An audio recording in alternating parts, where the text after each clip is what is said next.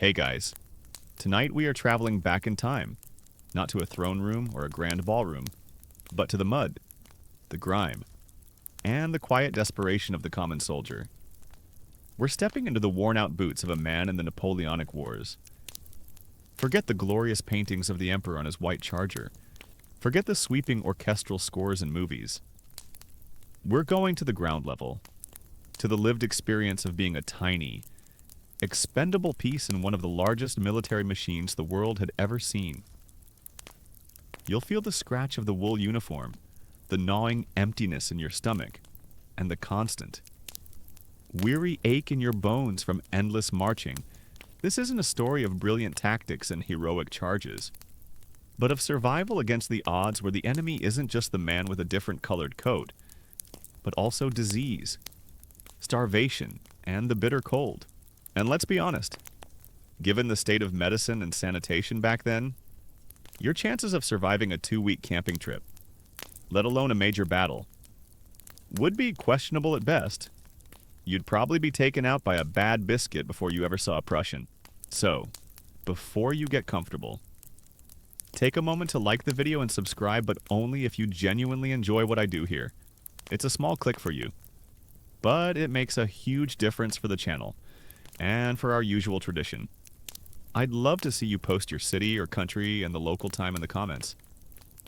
It's always amazing to see where everyone is tuning in from, creating this little global community of history lovers settling in for the night. Now, dim the lights. Maybe turn on a fan for that soft background hum, and let's ease into tonight's journey together. Your world is small, and that's the way you like it. It's a world defined by the gentle curve of the hills that cup your village, the rhythm of the seasons, and the sound of the church bell that marks the passing of your days.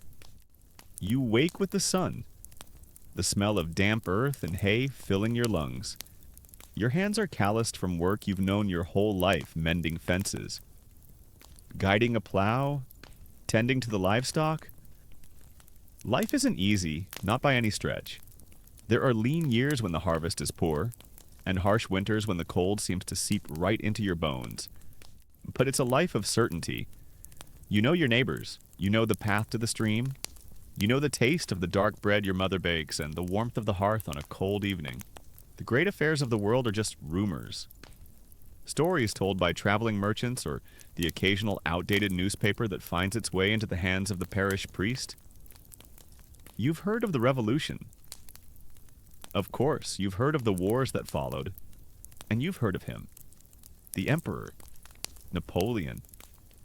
His name is a kind of myth. A distant thunder. His victories are toasted in the local tavern. His profile is on the new coins that feel unfamiliar in your palm. But it's all remote, happening in a different world, to different people. It has nothing to do with the price of grain or the health of your family's cow. Or so you thought. The change comes not with a trumpet blast, but with a quiet, official-looking document posted in the village square. It speaks of duty, of the glory of the empire, of the Grande Armée. It speaks of conscription, a lottery. Every young man of a certain age, your age, must have his name entered. The priest explains it after Sunday service, his voice heavy. The village elders murmur, their faces grim. They've seen this before. Under the old kings. They know what it means. It means the nation's hunger for young men has grown so vast that it has finally reached your tiny, forgotten corner of the world. A sense of dread, cold and heavy, settles over the village. It's a quiet fear, unspoken but shared in the glances between mothers and sons, between sweethearts. You try to push it away. The chances are small. You tell yourself, there are so many names. You watch your father's hands, usually so steady, tremble slightly as he sharpens his tools. You see your mother's eyes linger on you a moment too long at the dinner table. The simple certainties of your life are beginning to fray at the edges. Then the day comes. The whole village gathers in the square. It has the air of a grim festival. A stern-faced official from the regional capital sits at a table, a wooden box in front of him. He doesn't look at anyone. He just reads the proclamation in a monotone voice that offers no comfort. Then, he begins to draw the names. A boy you've known your whole life, the son of the blacksmith, is called a collective gasp. Quickly stifled, his mother lets out a single sharp cry, like a wounded bird. The boy, broad-shouldered and strong, looks pale and stunned, as if he's been struck. Another name, then another. With each one, the knot in your stomach tightens. You are praying not to God, but to the blind chance of the lottery, to the impersonal slip of paper in the box. Please, not me. Let it pass me by. And then he calls your name. The world goes silent.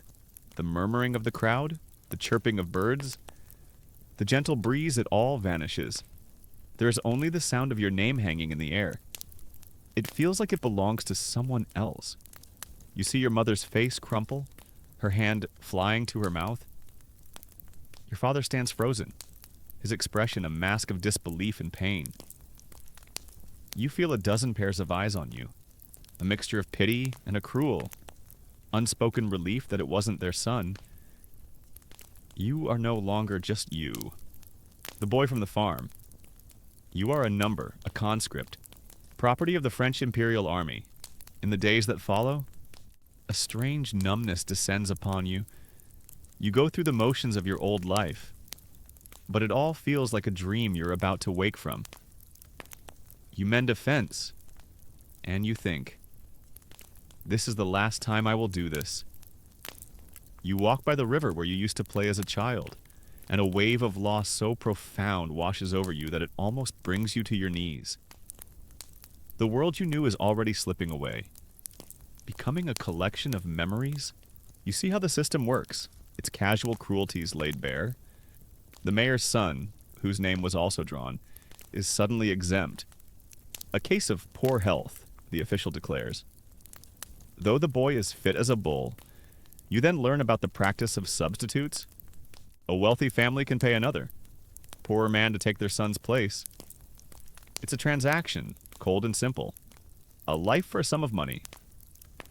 You watch as the baker, his face a mixture of shame and relief, hands over a pouch of coins to a gaunt-faced man from a neighboring parish. A man with too many children and not enough land. That man will march in the baker's son's place. There is no such option for you. Your family has no money, no influence. Your lot is drawn, and it is final. Your departure date is set. Your mother, her eyes red-rimmed, but her hands steady, spends the last few days preparing things for you. She mends your best shirt, even though you've been told you'll be issued a uniform. She bakes a small, hard loaf of bread, wrapping it carefully in cloth. It's a desperate, loving gesture against the vast, impersonal machine that is about to swallow you whole. Your father, a man of few words, takes you aside. He gives you a small, worn pocket knife, its wooden handle smoothed by his own use. Be smart, he says, his voice thick with emotion he can't quite express. Don't be a hero, just come back. The morning you leave is gray and cold, a handful of you. The chosen boys from the village and the surrounding farms are gathered by the crossroads. A cart waits to take you to the regional assembly point. There are no cheering crowds, no waving flags. Just a small, sad cluster of families. Your mother presses the wrapped bread into your hands and holds you for a moment, her body trembling. You can't bring yourself to say anything. Words are useless. You climb onto the cart, not daring to look back at her, at your father, at the only home you have ever known. As the cart lurches forward, you finally turn. You see your village, your small, safe world, shrinking behind you. The thatched roofs, the thin plume of smoke from your own chimney, the steeple of the church. You keep your eyes fixed on it until it's just a smudge on the horizon. And then it's gone. You are adrift. Around you are other boys, their faces a mixture of fear, bravado, and utter confusion. None of you know what's coming. You've heard the stories of glory, of course, of promotions won on the battlefield, of veterans returning with pensions and medals. But right now, glory feels like a lie. The journey to the depot is a blur of unfamiliar roads and unfriendly towns. You are herded like livestock, counted and recounted. You sleep in barns or in the open, huddled together for warmth. The bread your mother gave you is gone in 2 days, and you feel its loss more keenly than you would have thought possible. You are introduced to the first reality of military life hunger. The rations you are given are meager and of poor quality, a chunk of hard bread that scrapes your throat in a thin, watery soup. You learn to eat it quickly, jealously, before someone else can try to take it. You arrive at a large, chaotic garrison town. It's a whirlwind of noise and movement. Thousands of men are here. A sea of bewildered civilians being processed and forged into soldiers. The air smells of sweat, unwashed bodies, and cooking fires. Officers on horseback shout orders that you don't understand. Grizzled sergeants, their faces like weather-beaten maps of old campaigns, stalk through the crowds, their eyes missing nothing. Their gaze is cold and appraising, like a butcher looking at a side of beef. You see men from all corners of the empire, dark-haired Italians, sturdy Germans from the Rhine provinces, even Poles who speak no French at all. You are all just raw material. The transformation begins. Your civilian clothes, the last link to your old life, are taken from you.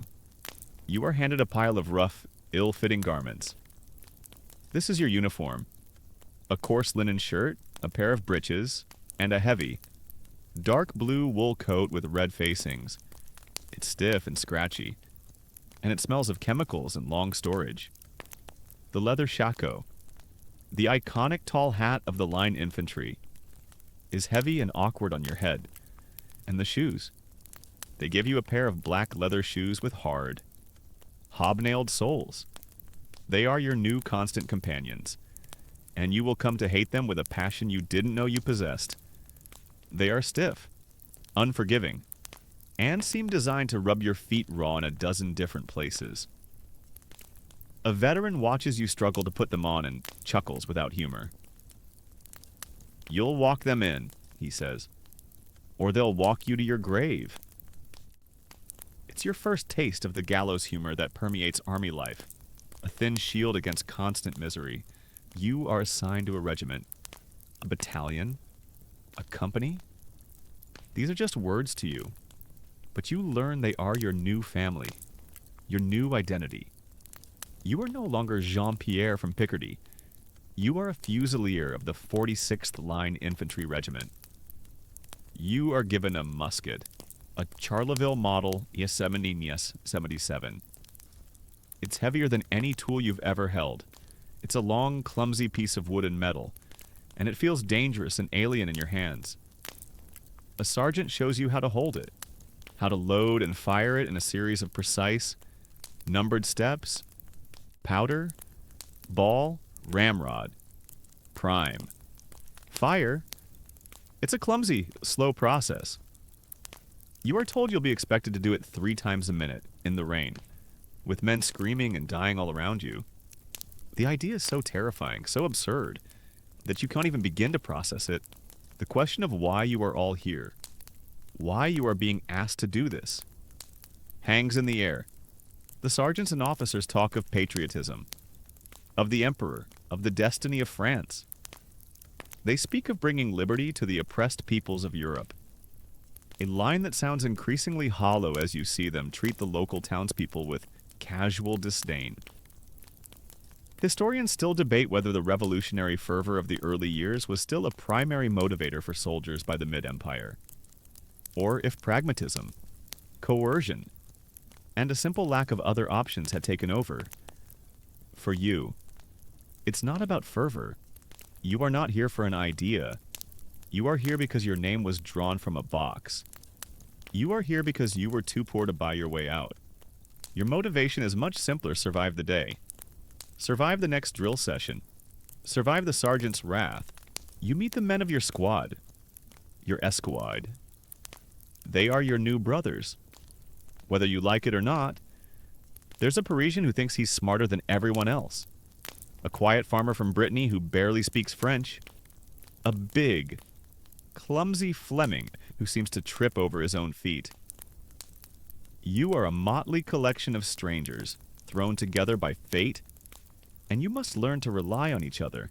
You will share your food, your water, your meager warmth on cold nights. You will see them at their best and at their absolute worst. The initial shock and numbness begin to wear off, replaced by a dull, aching homesickness. At night, huddled under a thin, coarse blanket, you close your eyes and try to summon the image of your family's cottage, the smell of the wood smoke, the sound of your mother's voice, but the images are already starting to fade, replaced by the harsh realities of your new life, the sergeant's shouting, the constant ache in your feet, the gnawing hunger in your belly. The glory of the empire feels very far away. You have been torn from your life, your identity stripped away, and your journey into the heart of the Napoleonic war machine has only just begun. The rude awakening is complete. Now comes the forging. The days settle into a brutal, monotonous rhythm. The world shrinks to the confines of the drill square, a flat, dusty patch of earth that you will come to know with an intimacy you never desired. Before the sun has even risen, a drum roll or a bugle call shatters the pre-dawn quiet. It's a sound that rips you from sleep, a sound you will learn to dread. There is no gentle waking here. You have minutes to pull on your stiff breeches and coat, to force your swollen, blistered feet back into those unforgiving shoes, and to fall into formation outside. The air is cold, and you can see your breath. You stand in ranks, shivering, while a sergeant, a man who seems to be fueled by pure, distilled anger, inspects you. Every detail is a potential source of punishment. A button unfastened, a strap out of place. A hint of mud on your coat each is an invitation for a roaring reprimand that echoes across the square. Sometimes, the punishment is extra duty, like cleaning the latrines, a task so foul it makes you gag. Other times, it's more direct, a sharp cuff to the head, or the sting of a rattan cane across your shoulders. You learn quickly to be meticulous, to pack your knapsack in the prescribed way, to keep your gear as clean as humanly possible. It's your first lesson in military discipline. It's not about cleanliness. It's about absolute, unquestioning obedience to a rigid and often arbitrary system. The drill begins. For hours and hours. You practice the art of marching. You learn to move as one entity. A single, 100-legged creature. Left. Right. Left. Right. The thump of hundreds of boots hitting the ground in unison becomes the soundtrack to your existence. You learn to wheel, to form a line, to create a square. The square, they tell you, is the infantryman's salvation against cavalry, a hedgehog of bayonets that no horse will charge. You practice it over and over, forming the tight, bristling box, until your muscles scream in protest and your mind is numb with repetition. Then comes the manual of arms. You drill with your musket until your arms feel like lead. Present arms, order arms, charge bayonet.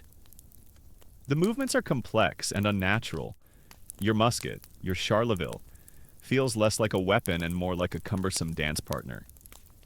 You drop it, you fumble, you move a fraction of a second too late. Each mistake is met with a torrent of abuse from the non-commissioned officers. The NCOs. These are the sergeants and corporals, the hardened veterans who are the backbone of the army. They are your teachers, your tormentors, and your keepers. They break you down with a relentless tide of verbal and physical correction. One of them, a grizzled sergeant named Lejeune with a scar that splits his left eyebrow, seems to take a special interest in your squad's incompetence. He stalks behind you as you practice loading. "Too slow, farmer boy," he roars, his voice raspy from years of shouting over the din of battle. The Austrians will have spitted you and be eating your lunch by the time you're ready. again. You go through the 9 steps. Rip the cartridge with your teeth. The paper's coarse and the gunpowder tastes foul and sulfuric. Pour the powder down the barrel. Ram the ball and paper down. The ramrod. You forget to return the ramrod to its slot under the barrel. It's a rookie mistake, a deadly one, in a real battle. You might throw it away in your haste, leaving you with an unusable club. Lejeune's hand, hard as wood, cracks against the side of your helmeted head. The ramrod is your friend. You lose it, I'll have you flogged. Do you understand me? You stammer that you do, your ears ringing. This is not teaching, it is conditioning. It's the painful, repetitive forging of muscle memory, burning away your civilian hesitation and replacing it with the swift, automatic motions of a soldier. You learn that everything in the army has a dual purpose. And, usually, that purpose is suffering. The high, stiff leather stock you wear around your neck, for instance. Ostensibly, it's to protect you from a saber cut and to force you to keep your head high and proud. In reality, it chafes your neck raw and makes it impossible to look down, ensuring that you're always staring straight ahead. A perfect target for the enemy. It's a small, constant misery, a reminder of your lack of autonomy. It's the military equivalent of a modern-day office lanyard that also slowly strangles you. Just a little bit. The food remains a constant source of despair. The staple is a dark, heavy bread, often baked weeks in advance and hard as a rock. You learn to break it up with the butt of your musket and soak it in your soup or wine to make it edible. The soup itself, derisively called dirty water by the men, is a thin broth with a few floating vegetables and, if you are lucky, a gristly piece of mystery meat. You are always hungry. The gnawing emptiness in your stomach becomes a part of you, a dull ache that never quite goes away. You start to understand why armies on the march are so feared by civilians. It's because soldiers are starving, and a starving man with a gun is a dangerous thing. Foraging, which is just a polite word for stealing, is officially forbidden but unofficially encouraged. As long as you don't get caught, a chicken that vanishes from a farmyard, a few potatoes dug from a field at night, these are windfalls. Treasures to be cooked over a hidden fire and shared with the trusted members of your squad. Your old life feels like a story you once read about someone else. Did you really once sleep in a soft bed? Did you eat until you were full? The memories are dreamlike, lacking the hard, sharp edges of your present reality. The only thing that connects you to that past is the occasional letter. Mail is a lifeline, a precious, fragile link to the world you lost. When a letter arrives from your family, you read it over and over until the paper is soft and the ink is faded, trying to absorb every last drop of home from the page. Your mother tells you of the harvest, your father of a lame horse. These small, mundane details are like a balm to your soul.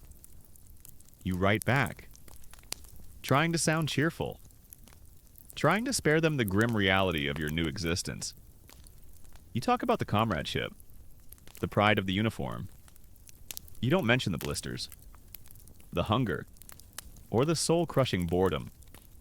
You lie because you need them to believe you are okay. And because you need to believe it yourself, the rudiments of your new, violent trade are hammered into you. You are taught how to use a bayonet. It's not the elegant fencing you might imagine. It's a brutal, simple business of lunging and thrusting.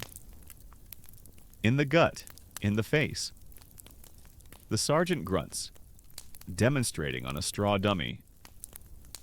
Don't get fancy, just make a hole and move on to the next one.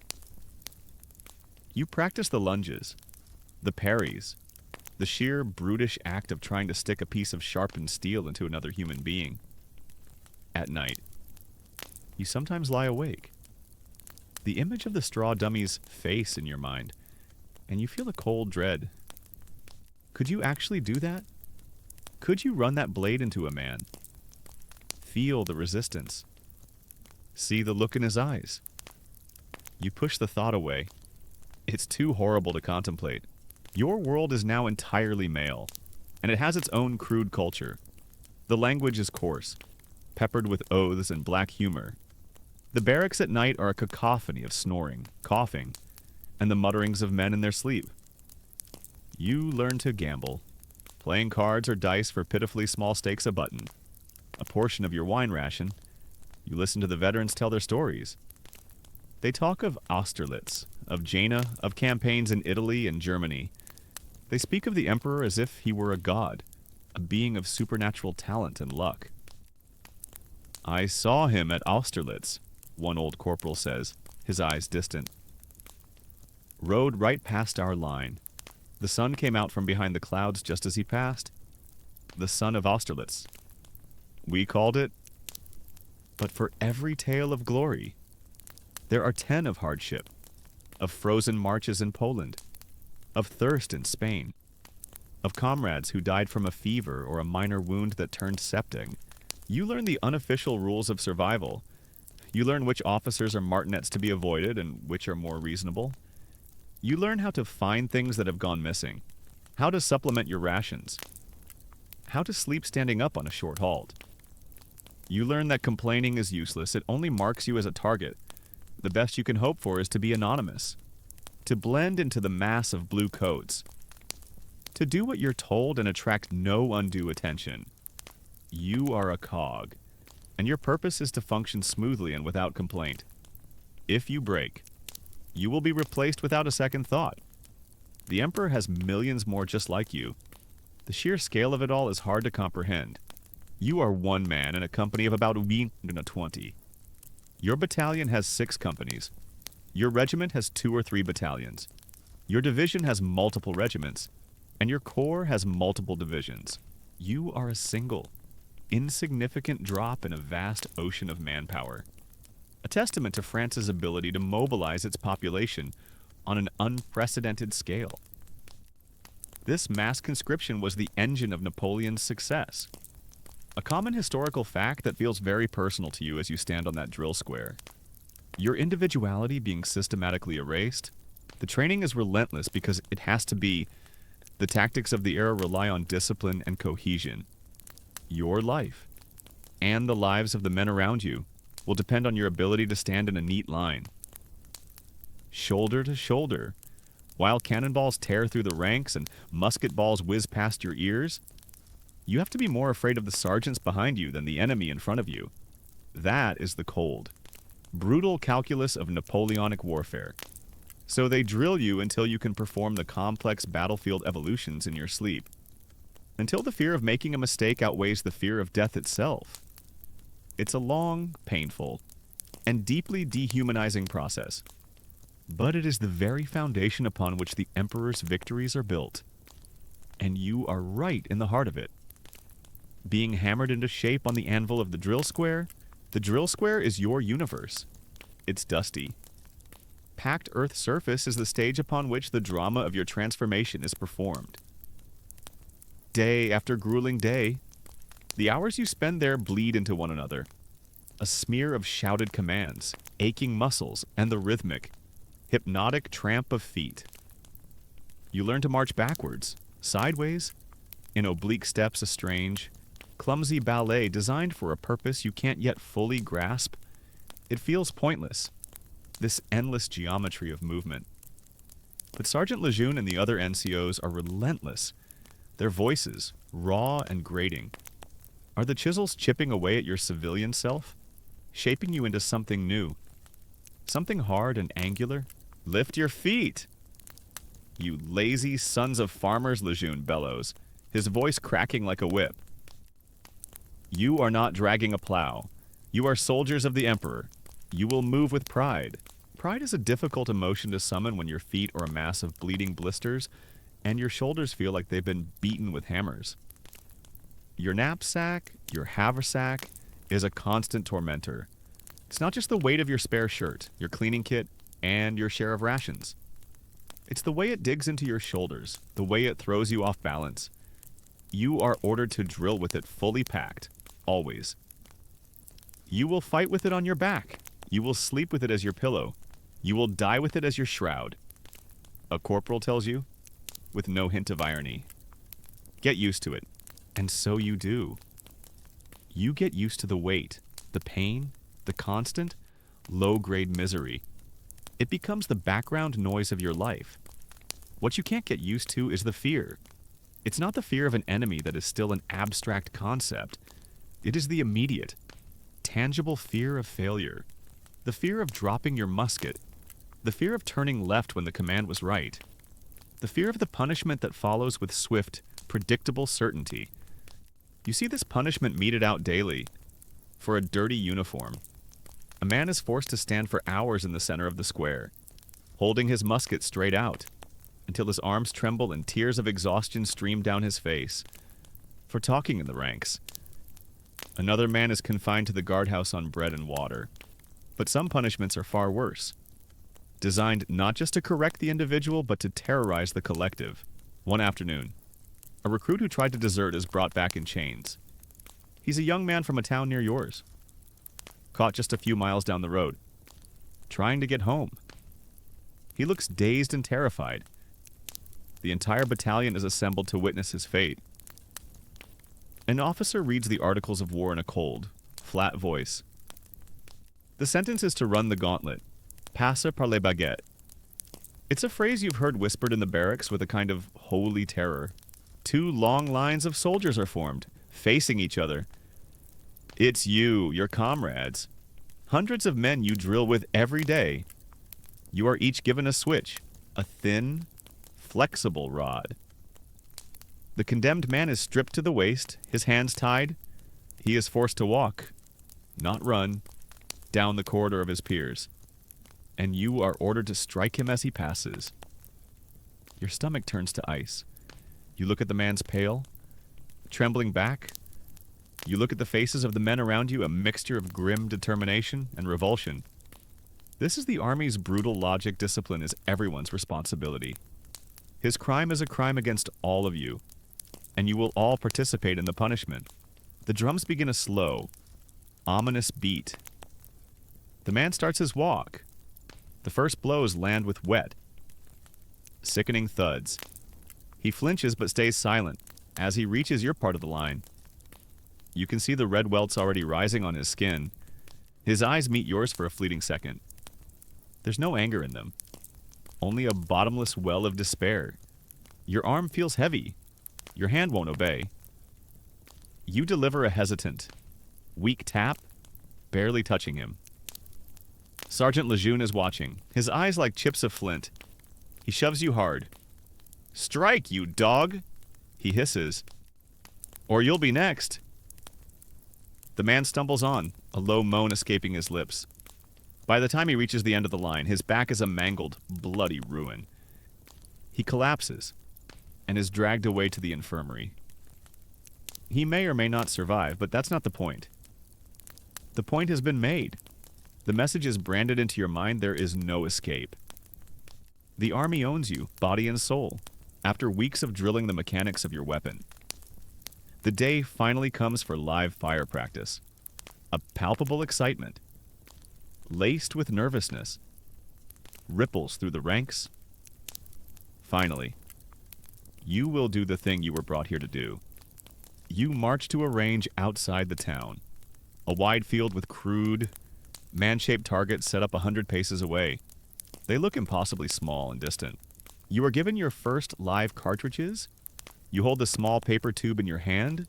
It feels heavy with potential. A tiny package of contained violence. On command. You begin the loading sequence you have practiced 1,000 times. But now it's different. The adrenaline makes your fingers clumsy. Rank. Ready an officer on horseback commands. You bring your musket up to your shoulder. It feels awkward, the stock not quite fitting right. Aim. You try to line up the crude iron sights with the distant silhouette. The target seems to dance in your vision. Fire. The world explodes. A deafening roar engulfs you as the entire rank fires at once. A thick cloud of white smoke, acrid and sulfurous, instantly obscures everything. It stings your eyes and catches in the back of your throat, making you cough. The musket kicks back against your shoulder with a surprising, brutal force, like a punch from a mule. You are momentarily deafened and blinded. This is nothing like the clean. Precise drills on the square. This is chaos. The smoke slowly clears. You look towards the targets. You can't see any new holes in the one you were aiming at. You don't see many new holes in any of them. A few splinters have flown from the wooden frames. But for the most part, the enemy remains remarkably unscathed, hitting the target from this range. You realize. Feels less like a skill and more like a happy accident. A statistical anomaly you're unlikely to repeat. It's a deeply unsatisfying experience. An officer. A young lieutenant with a fresh face and an air of academic seriousness. Seems to read your collective disappointment. He rides up in front of your company. Do not be discouraged. Men he calls out, you are not marksmen. You are not hunters trying to bag a single rabbit. You are soldiers of the line.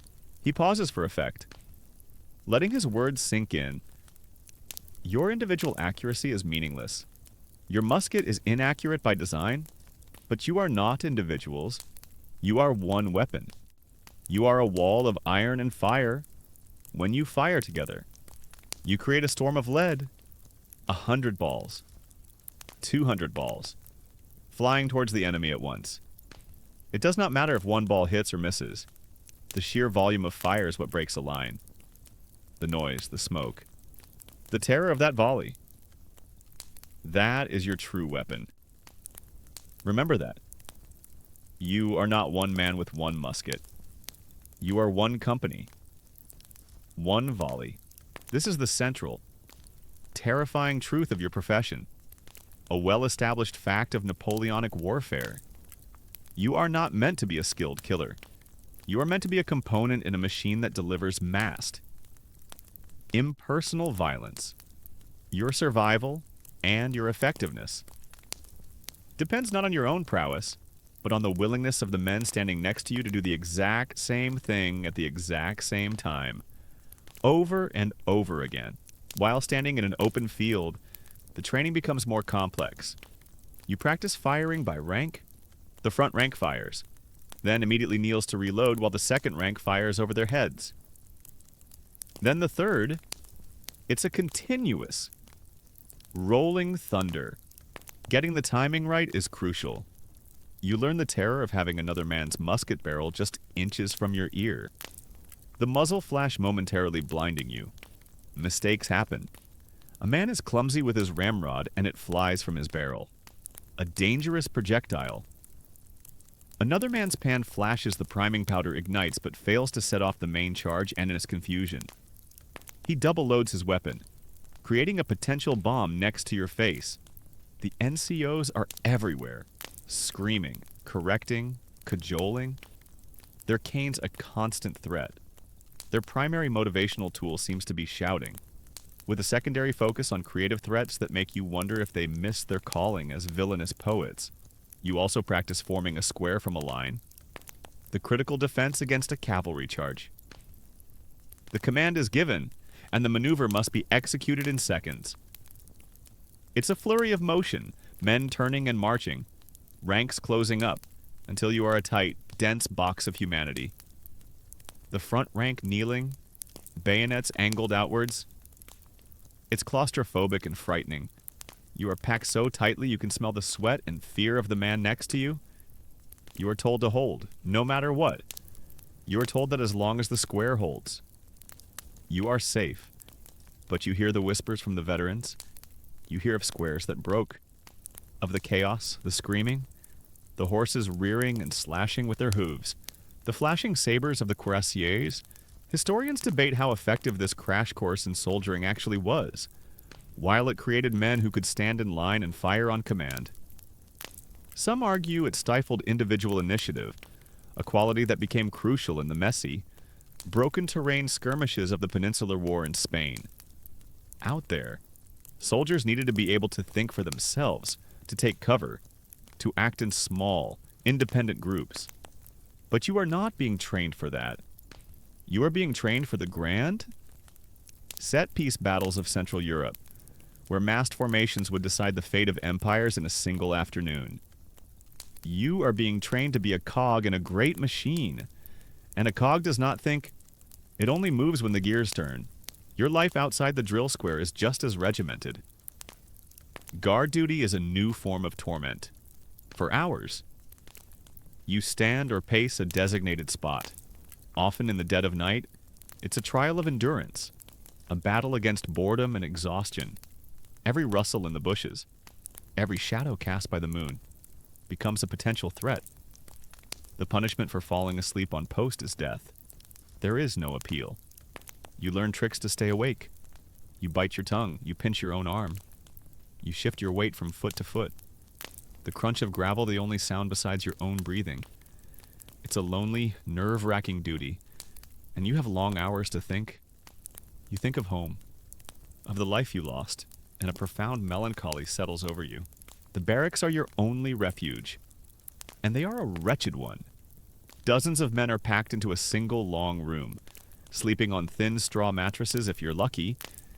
The air is thick with the smell of unwashed bodies, stale wine, and damp wool. Privacy is a forgotten luxury. You learn to sleep through the symphony of snoring, coughing, and nightmares that fills the room each night.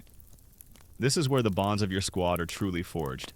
In these moments of shared misery, you huddle together, sharing a smuggled bottle of cheap brandy, listening to the Parisian tell another one of his tall tales, or watching the quiet Breton farmer meticulously carve a small bird from a piece of scrap wood. A tiny, beautiful thing from another world. You learn the intricate art of maintaining your gear. Your musket is your life, and you must treat it as such. After live firing, the barrel is fouled with black powder residue. You spend hours cleaning it with a rag on the end of a worm screw, scrubbing it until it's clean. The flintlock mechanism, a delicate and complex heart of steel, must be kept dry and clean. A rusty frizzen won't spark. A damp pan won't ignite. You learn to nap your flint, to give it a sharp, fresh edge that will produce a shower of hot sparks. It's tedious, repetitive work, but your life depends on it. Then there's the uniform itself. It takes you 20 minutes to get fully dressed, a process involving more straps and buckles than a piece of fashionable luggage. And it's about as comfortable. The white belts and straps must be kept pristine.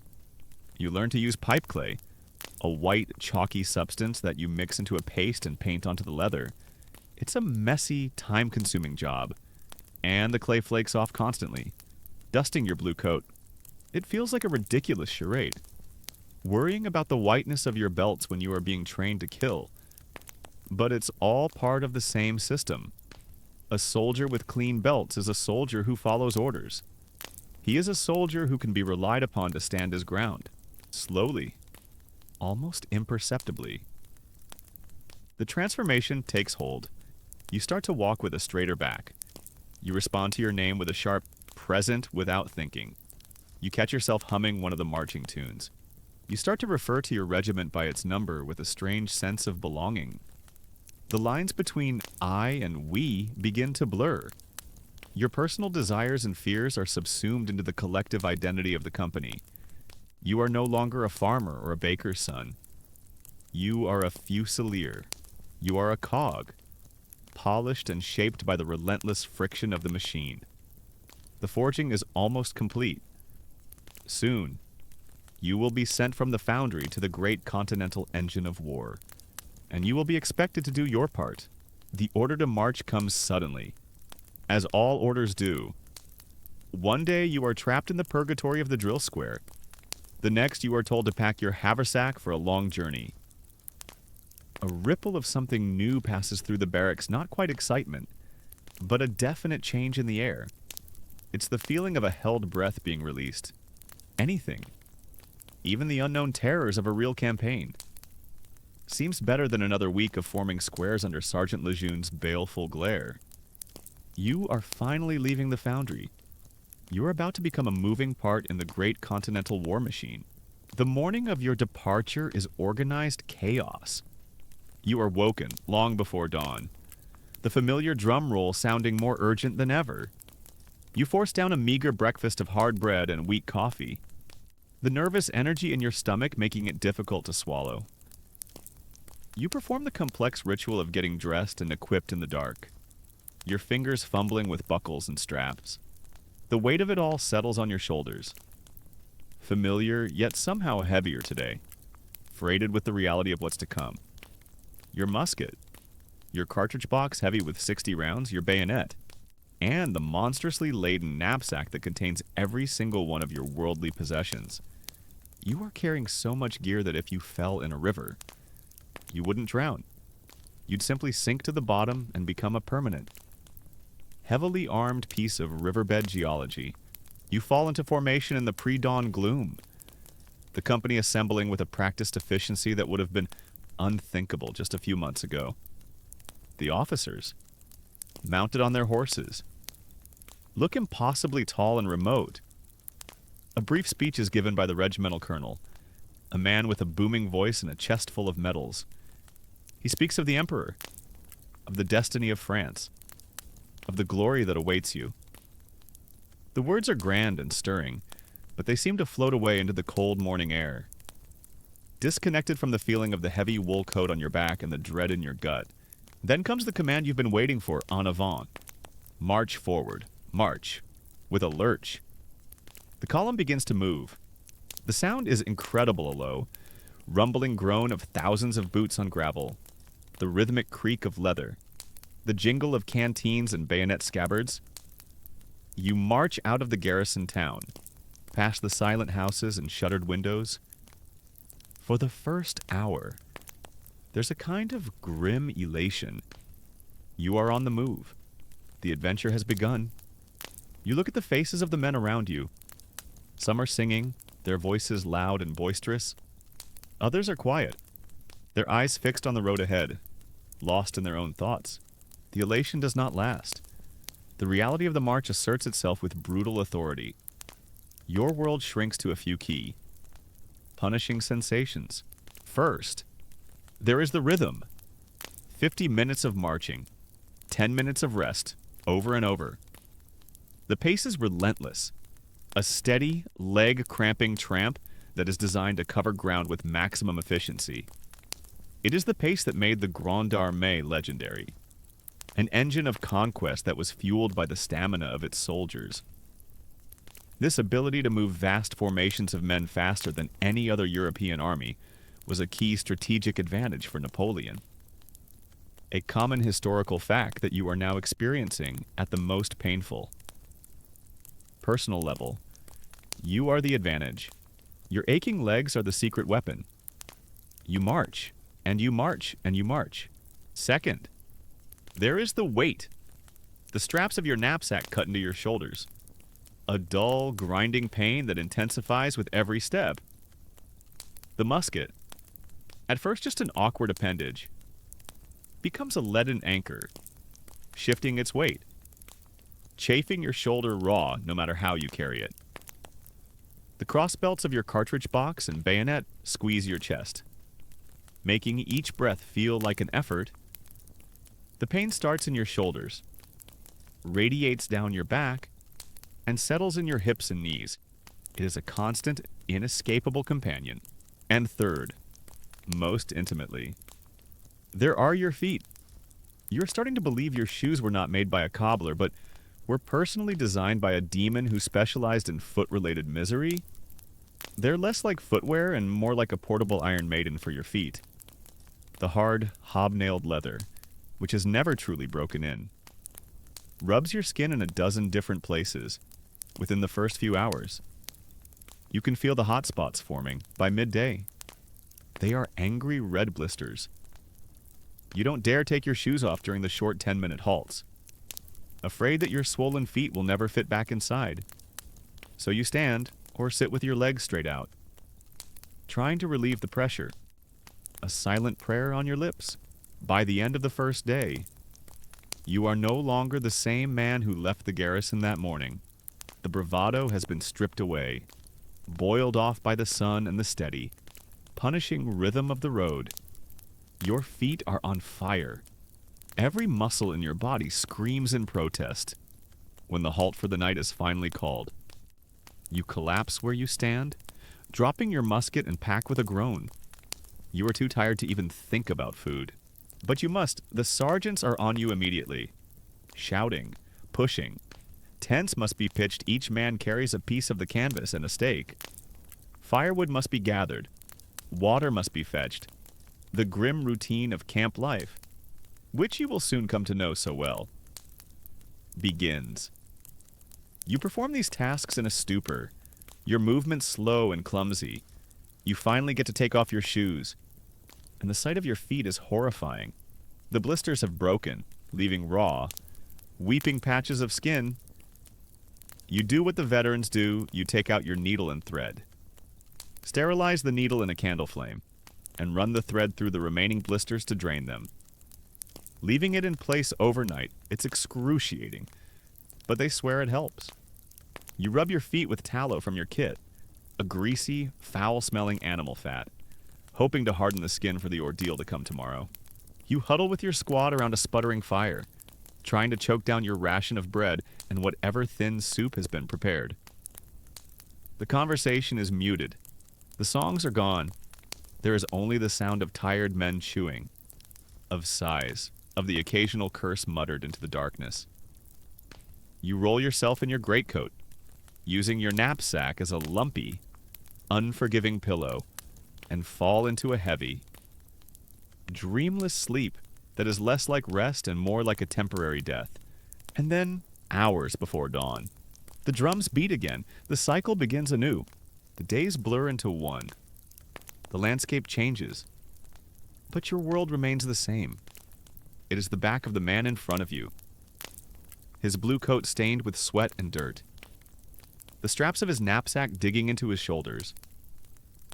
It is the road itself, sometimes paved with jarring cobblestones, more often a muddy track that sucks at your shoes with every step. When it rains, the road becomes a river of thick, brown sludge. You march for hours soaked to the bone, your wool coat becoming a heavy, sodden blanket that chills you to the core. Your musket rusts, your bread turns to mush, your misery is absolute when it's hot. The sun beats down relentlessly. The dust kicked up by thousands of feet creates a thick, choking cloud that coats your throat and makes you cough. Sweat pours down your face, stinging your eyes. Your wool uniform becomes a portable oven, and the desire for a single drop of clean. Cool water becomes an obsession. Your canteen is empty hours before the day's march is done, and you look with longing at every muddy puddle and stagnant ditch you pass. You learn to drink from them, despite the warnings about sickness. Thirst is a more immediate tyrant than the threat of fever. You are technically seeing the world, but your entire field of vision is consumed by the rhythm of the march. It's the world's most exhausting and least scenic walking tour. You pass through villages where people come out to cheer, throwing flowers and offering wine. You pass through others where the locals watch you with sullen, hateful eyes, barring their doors and hiding their livestock. The reception barely registers. Your focus is on placing one foot in front of the other. Left, right, left, right. The endless cadence is a form of hypnosis, a way to disconnect your mind from the agony of your body. You learn the hierarchy of the road. You, the fusilier, the backbone of the line infantry. Walk. The captains and majors of your battalion are on horseback. The colonel and his staff are on horseback. They canter up and down the length of the column, shouting encouragement or abuse, their mounts splattering you with mud as they pass. You see the supply wagons, the field kitchens known as cantines, the mobile forges. You see the women, the cantinières or vivandières. Tough, resourceful women who have official sanction to march with the army, selling wine, brandy, and food from their carts. They are as hardened as any veteran, and often more cunning. And you see the stragglers. This is your greatest fear.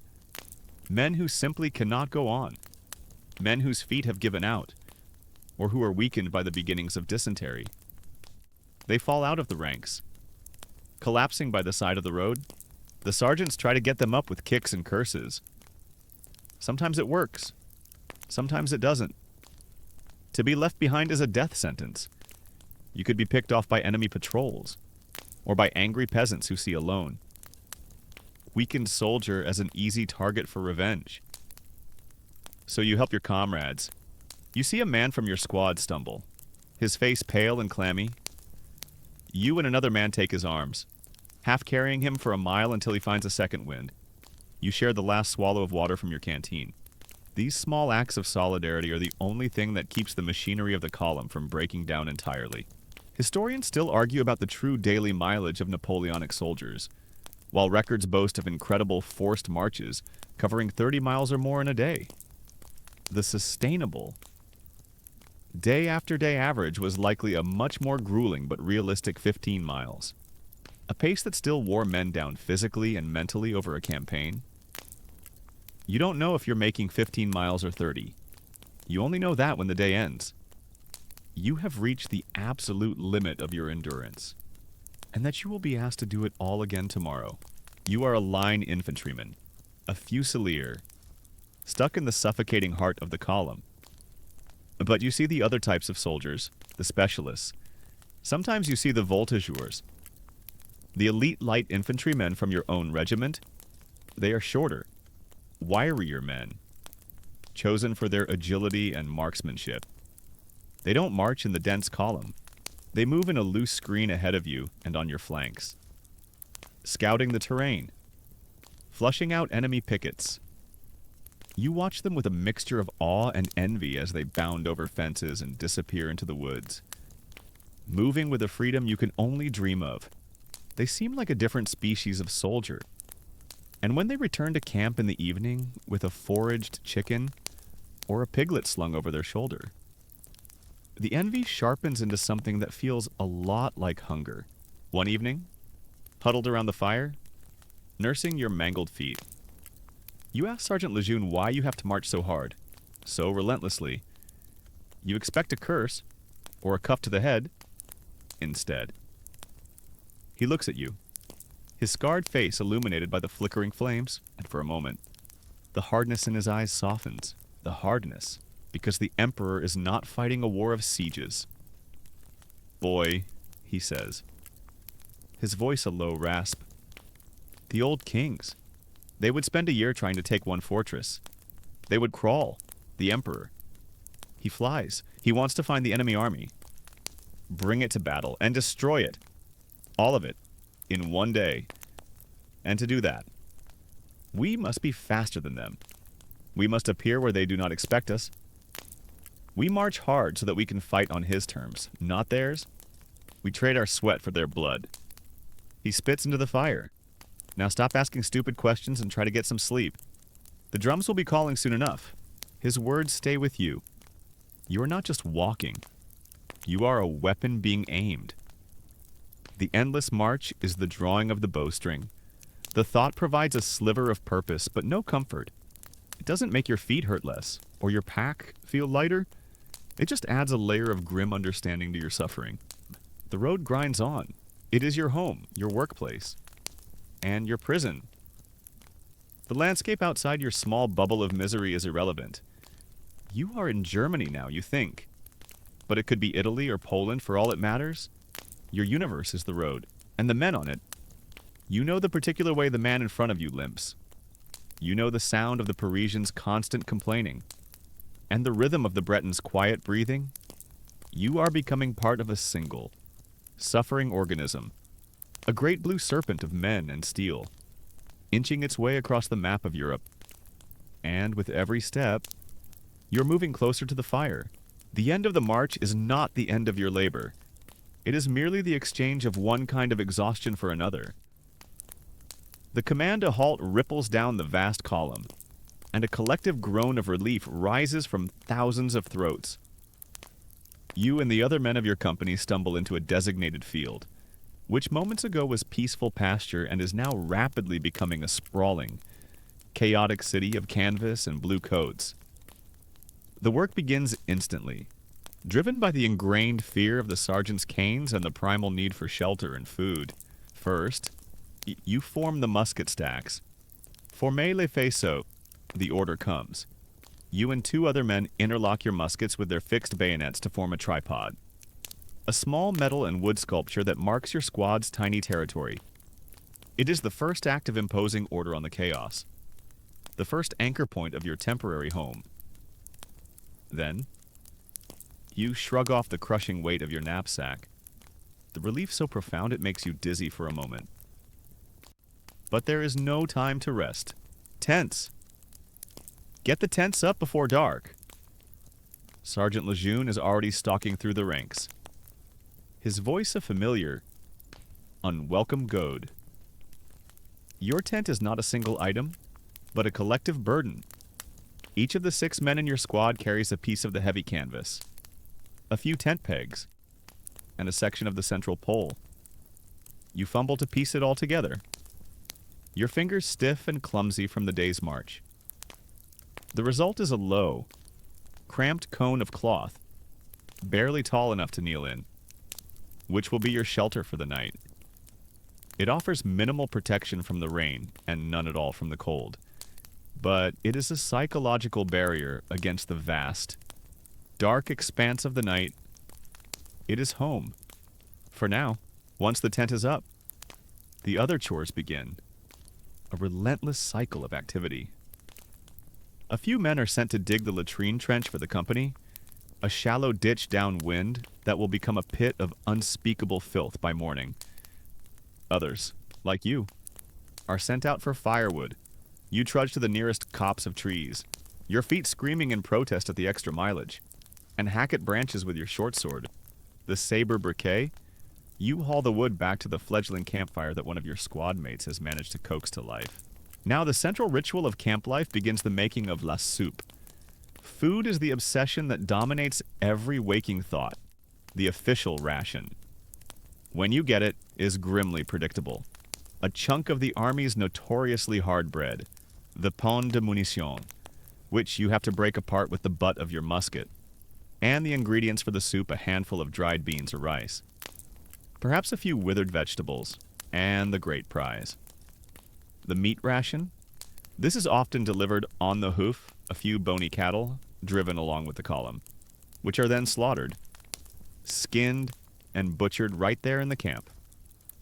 The process is bloody, messy, and efficient. The portions are never enough. The meat is stringy and tough. The vegetables scarce. Everything goes into the marmite. The squad's shared cooking pot, which is soon bubbling over the fire. The communal soup has 2 main ingredients, whatever the army gave you, and desperation. The smell of hundreds of these small fires fills the air, mingling with the scent of damp earth, wood smoke, and the ever-present stench of unwashed men. This official scarcity fuels the unofficial economy of foraging. La maraude. It's a polite term for theft, an activity that is both strictly forbidden and universally practiced. As dusk settles, you see shadowy figures slipping out of the camp, heading for the nearest farms. They are the boldest and most desperate among you, risking a flogging from their own officers or a knife in the ribs from an enraged farmer, all for the chance of a few eggs, a loaf of peasant bread, or the holy grail, a chicken. Sometimes they succeed. A fat hen is brought back, and its squawking is quickly silenced. It is plucked and thrown into the pot.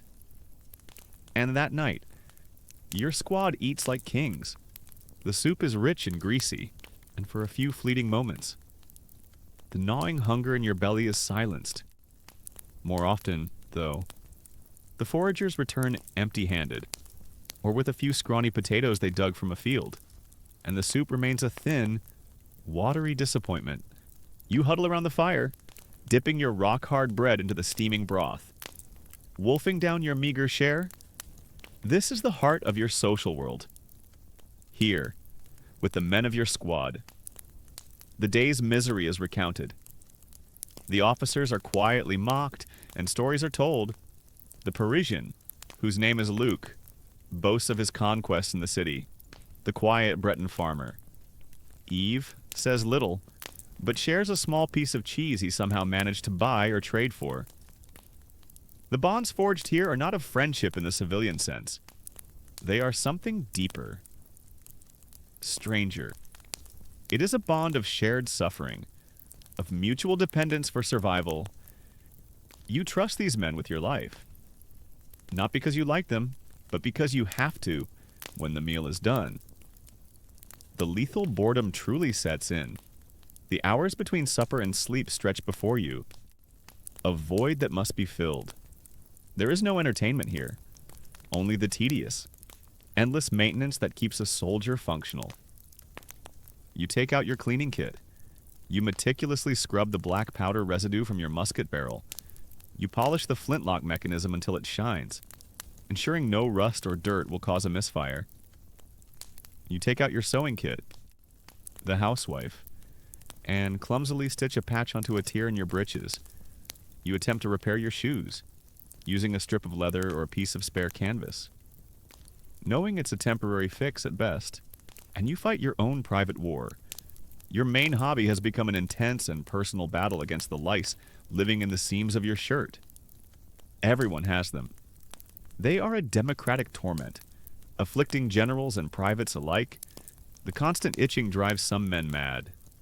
At night, you see soldiers sitting by the fire, their shirts off, painstakingly picking the tiny parasites off, one by one, and cracking them between their thumbnails with a grim satisfaction. A common trick is to run the flame of a candle quickly along the inside seams. The tiny, almost inaudible pop, pop, pop, signaling the death of your tormentors. It never works. They are back by morning. Your new personal fragrance has become a complex bouquet of wood smoke, old sweat, and damp wool, with just a hint of existential dread. It's very European. If you are literate, you might try to write a letter home, using a precious piece of paper and a stub of charcoal. You describe the beautiful countryside. You speak of your good health. You say you are proud to serve. You lie about everything that matters, because you cannot bear to send the truth of your misery home to your family. It is a final, desperate act of protection for them, and for yourself, to escape the boredom. Many men turn to gambling. A deck of greasy cards appears. Dice made from bone are rolled on a flat rock. Men wager their pay, which is months in arrears anyway. They wager their next wine ration. They wager buttons from their coats. You see a man lose his spare shirt in a card game. A catastrophic loss on the eve of winter. The arguments that break out are ugly and violent, sometimes ending in a fistfight that the sergeants have to break up. But the greatest threat in the camp is not the occasional brawl or the soul-crushing boredom. It is the silent, invisible killer that stalks you day and night. It is disease. A military camp, with tens of thousands of men and their animals crammed together in filthy conditions, is the perfect breeding ground for sickness. It is a known historical fact that in every major campaign of this era, disease killed far more soldiers than combat. You are living inside that statistic. The camp stinks. The latrine trenches overflow. Rain turns the ground into a sea of mud contaminated with human and animal waste. Flies are everywhere, landing on your food, on your face, on the open sores on your feet. Your drinking water is often drawn from a stream just downstream from where another regiment is washing its clothes and watering its horses. You see the first signs of it in your own company. A man complains of stomach cramps. Then another. This is the beginning of dysentery, the bloody flux. You see these men grow weaker day by day, constantly running for the latrines. Their faces pale and gaunt. They can't keep food down. They become dehydrated, delirious with fever. The regimental surgeon, an overworked man with a limited supply of useless medicines, can do nothing for them. They are segregated to a sick tent, which is little more than a place to die. You walk past it and hear the groans, and you hurry your step, a cold fear clutching at you. Then there is camp fever, which could be typhoid or typhus. spread by contaminated water or the ubiquitous lice. Men who were strong and healthy one day are prostrate with fever the next, their bodies racked with chills, their minds lost in delirium. They die quickly, each morning. A few more men from your company do not answer the roll call.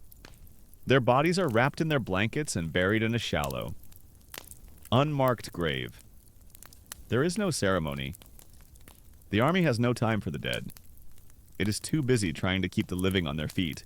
Historians debate the extent to which Napoleon and his command staff understood or cared about sanitation, while some regulations for camp layout and hygiene existed on paper. The sheer speed and scale of the campaigns often made implementing them impossible. Was the high disease rate an unavoidable consequence of the Napoleonic way of war, or a result of command negligence? As you watch another friend from your recruit cohort being carried to the sick tent, the academic debate feels moot. You are simply living with the consequences.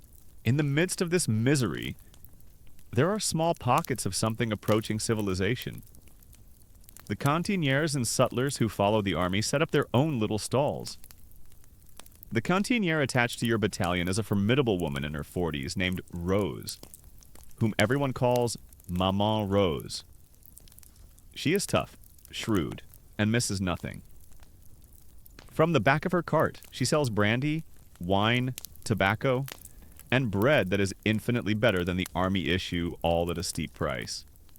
She is your banker, holding your pay for safekeeping.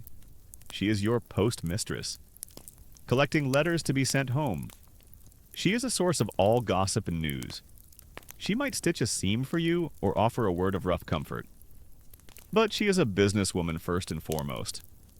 Her presence is a small, vital link to a world of commerce and normalcy, an obscure but essential part of the Army's ecosystem. As night deepens, the camp slowly quiets down. The fires burn low. The last of the gamblers collect their winnings or curse their losses. You crawl into your cramped tent, arranging yourself around your 5 tent mates like pieces in a puzzle. Sleep does not come easily. Your body aches. The ground is cold and hard, and the lice resume their nightly torment. You listen to the sounds of the camp, a man coughing his lungs out, another crying softly in his sleep, the distant challenge of a sentry, the whinny of a horse. You think of the men in the sick tent. You wonder if your own stomach will start to cramp tomorrow. You wonder if you will ever see home again. This is the reality of camp life. The lethal boredom is not restful.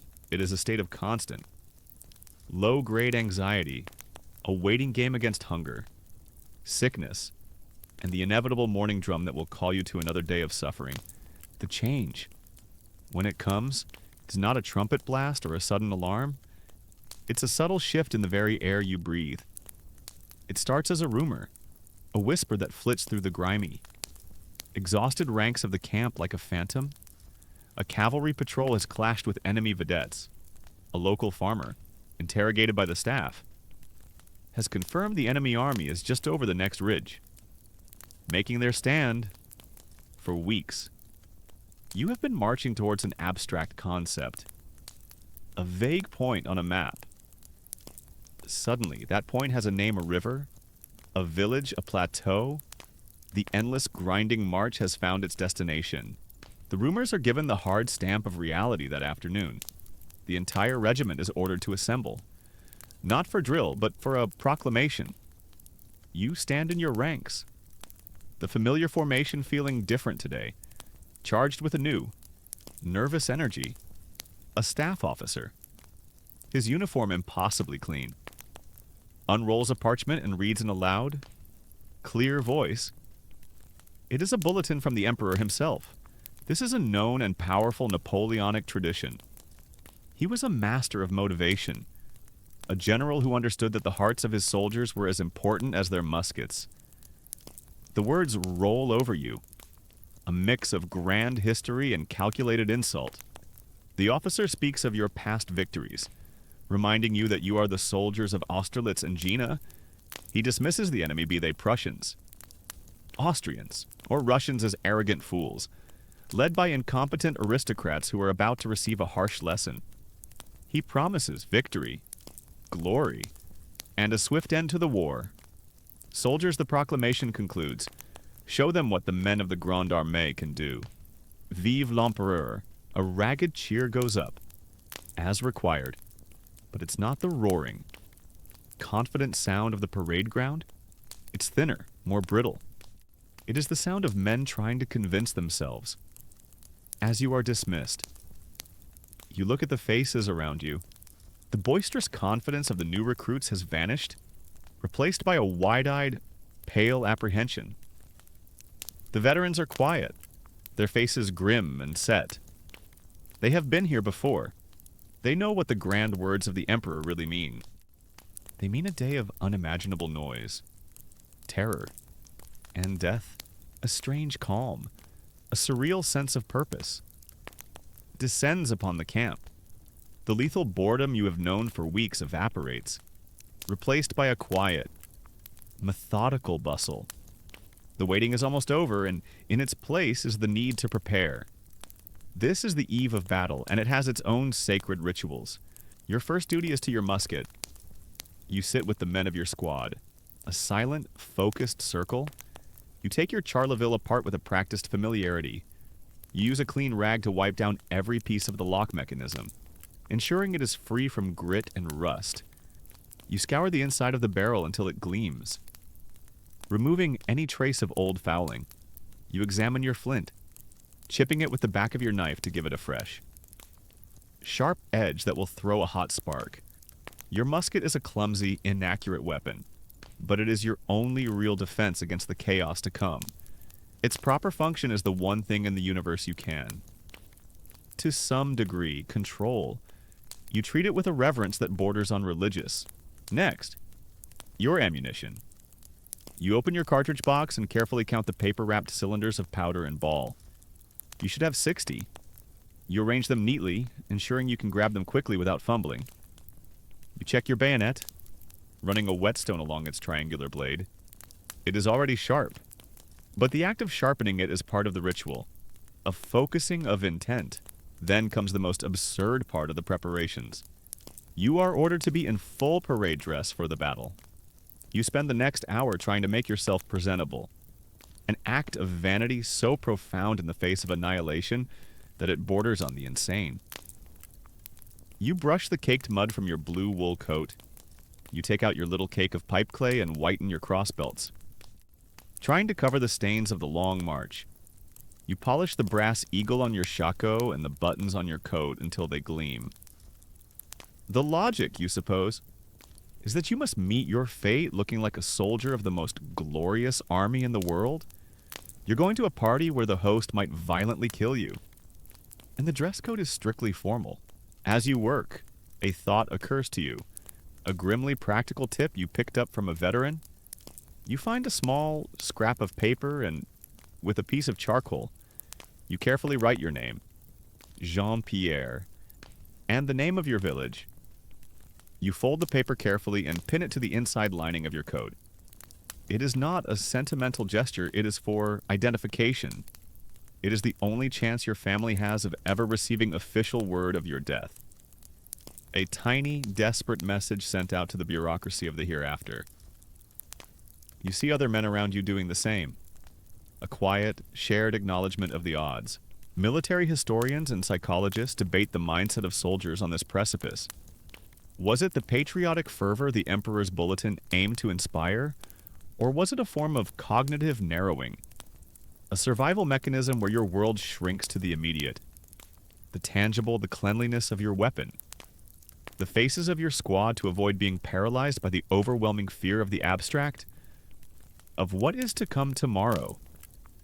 For you, it's not one or the other. It's a sickening cocktail of all of it, a flicker of pride in your regiment. A deep, abiding loyalty to the men who will stand next to you, and a heavy, leaden sense of fatalism as the afternoon wears on. The larger picture of the coming battle begins to reveal itself. The landscape fills with troops. From your camp, you can see them.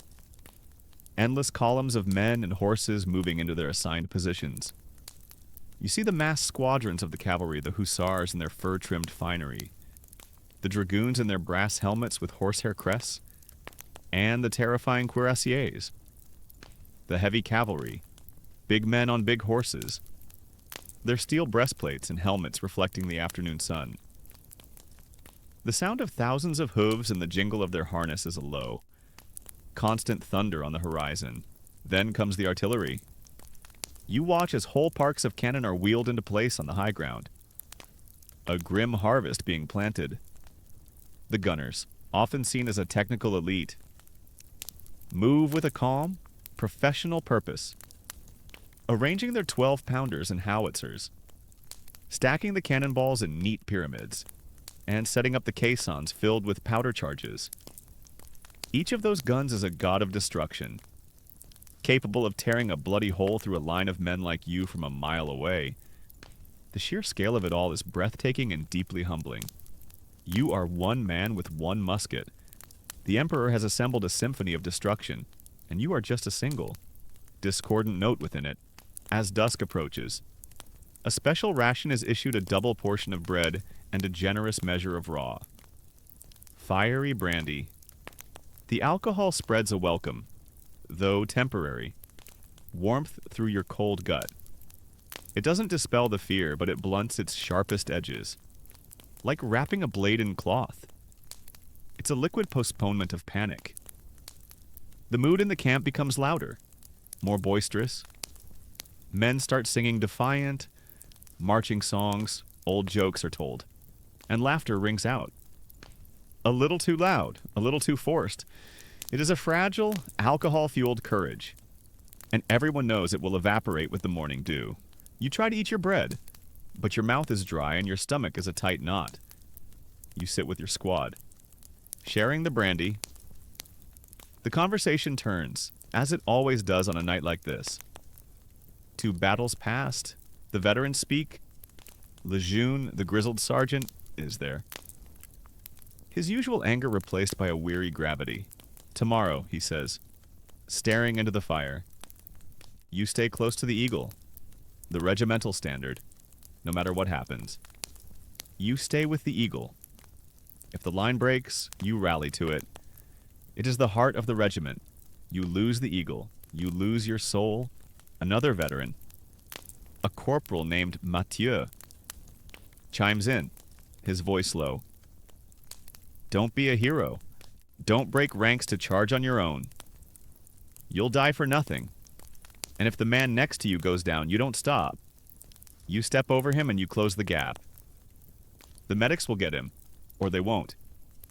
Your job is to keep the line straight. He takes a long pull from his canteen, and if you get hit in the gut, pray it's over fast. The practical, brutal advice silences the nervous chatter. This is the reality that lies beneath the Emperor's grand pronouncements.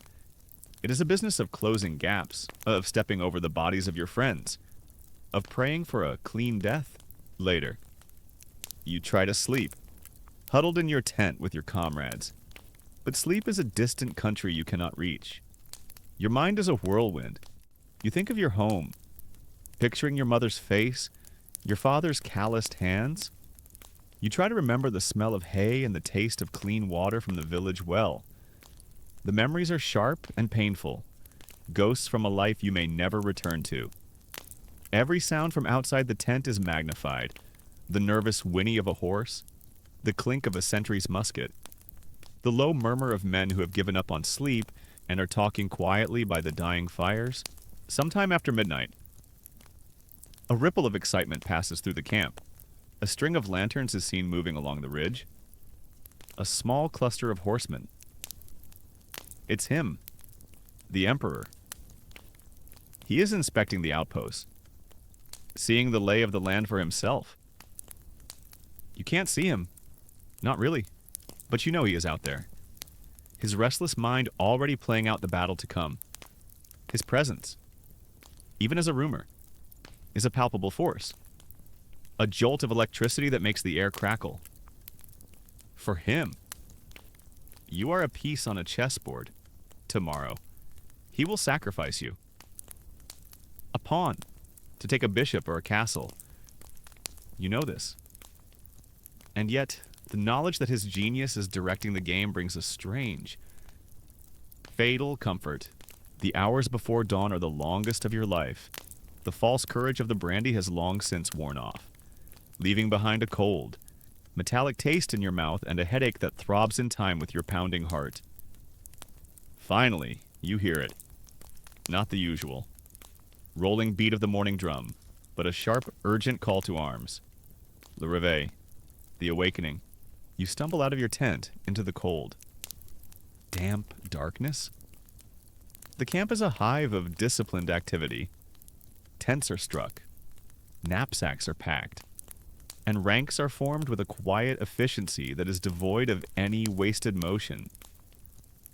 You drink the hot coffee that has been prepared, the scalding liquid a small comfort against the chill that has settled deep in your bones. You stand in your formation, shoulder to shoulder with the men you have marched and starved with. As the first hint of gray light begins to silhouette the eastern horizon, you can see it across the valley. On the opposing ridge is a long, dark line, and then another behind it. The enemy. They are no longer a rumor or a concept. They are there. A vast, silent army, waiting just as you are. A thin mist clings to the low ground between you. A veil between two worlds of living men. A veil that will soon be torn apart by a storm of iron and fire. The surreal calm is over. The air is still, heavy, and waiting.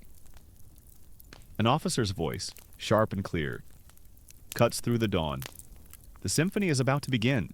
The command comes not as a shout, but as a sharp, clear note from a bugle. A sound that slices through the morning stillness.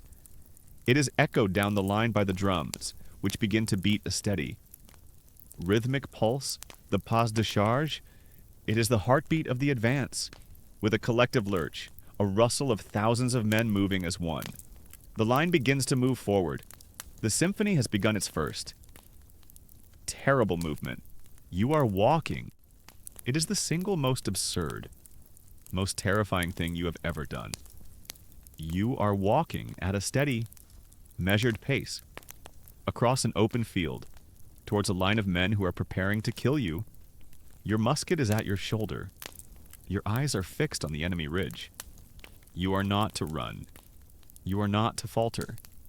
You are to maintain your place in this perfect, three-deep line of blue-coated men. Every instinct in your body screams at you to drop to the ground, to hide, to flee. But you are pinned in place by the man to your left, the man to your right, and by the grim-faced Sergeant Lejeune stalking behind the ranks, his cane held like a scepter. "Close up, close the ranks," he barks, his voice barely audible over the thunder of the drums. The ground beneath you is uneven, still damp with dew. You stumble, but the press of the men around you keeps you upright. And then the music truly starts.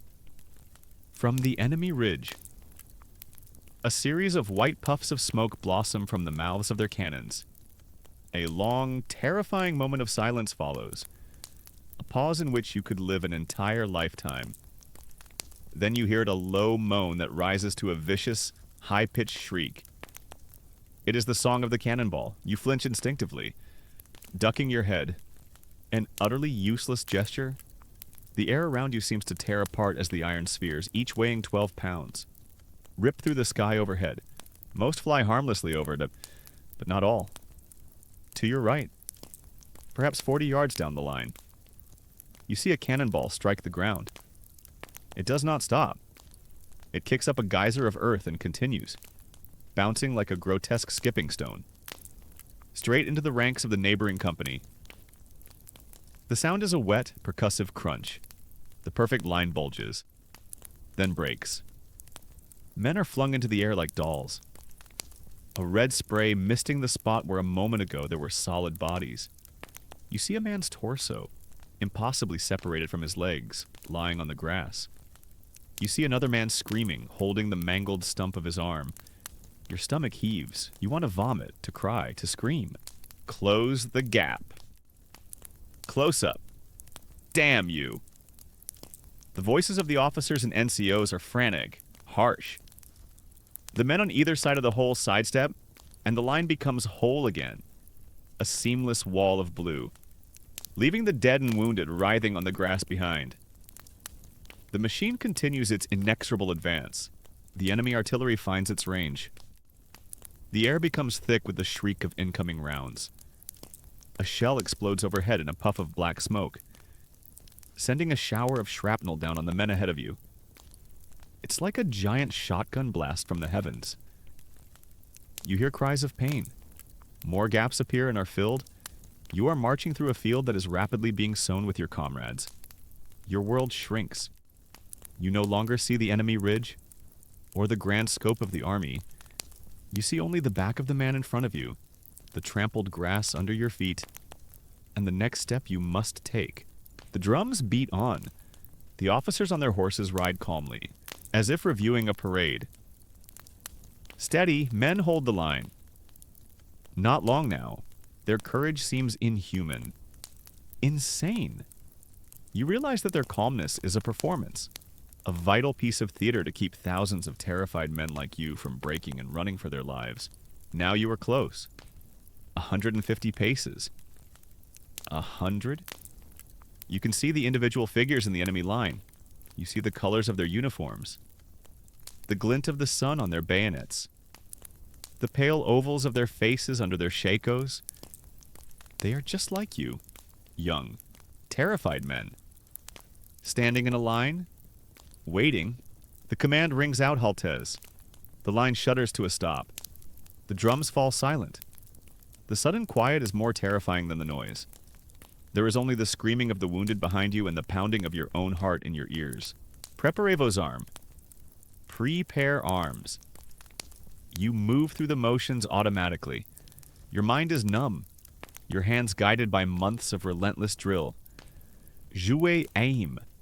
You bring the heavy musket to your shoulder, resting your cheek against the smooth wood of the stock. You try to pick a target in the line opposite, but the figures blur together. Few fire?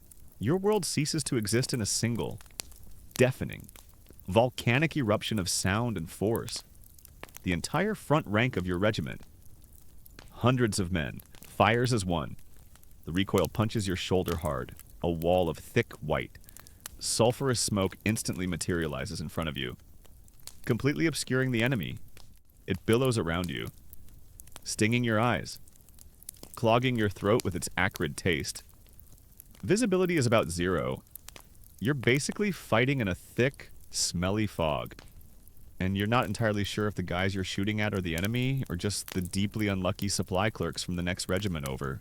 This is the infamous fog of war, a literal, choking blanket of black powder smoke that defined the Napoleonic battlefield. You have no idea if your volley did any damage. You can't see anything, but you don't have time to wonder. Charge is. The command to reload. Your hands move on their own. You reach into your cartridge box, pull out a paper tube, bite the end off. The gunpowder gritty and foul on your tongue. Pour the powder down the barrel. Ram the ball and paper down on top of it. Return the ramrod. Prime the pan. It is a frantic, desperate race against the enemy, who you know are doing the same thing on their side of the smoke-filled abyss. Before you can finish, a sound like 1,000 whips cracking fills the air. A storm of lead rips through the smoke cloud. You hear the musket balls whistle past your ears. A sound like angry hornets. You feel a tug at your sleeve as a ball passes through the thick wool. You hear a wet thwack as the man to your left, Luke the Parisian, grunts and spins around, a dark hole appearing in his chest. He falls to the ground without another sound. There is no time to mourn, no time to even register the loss.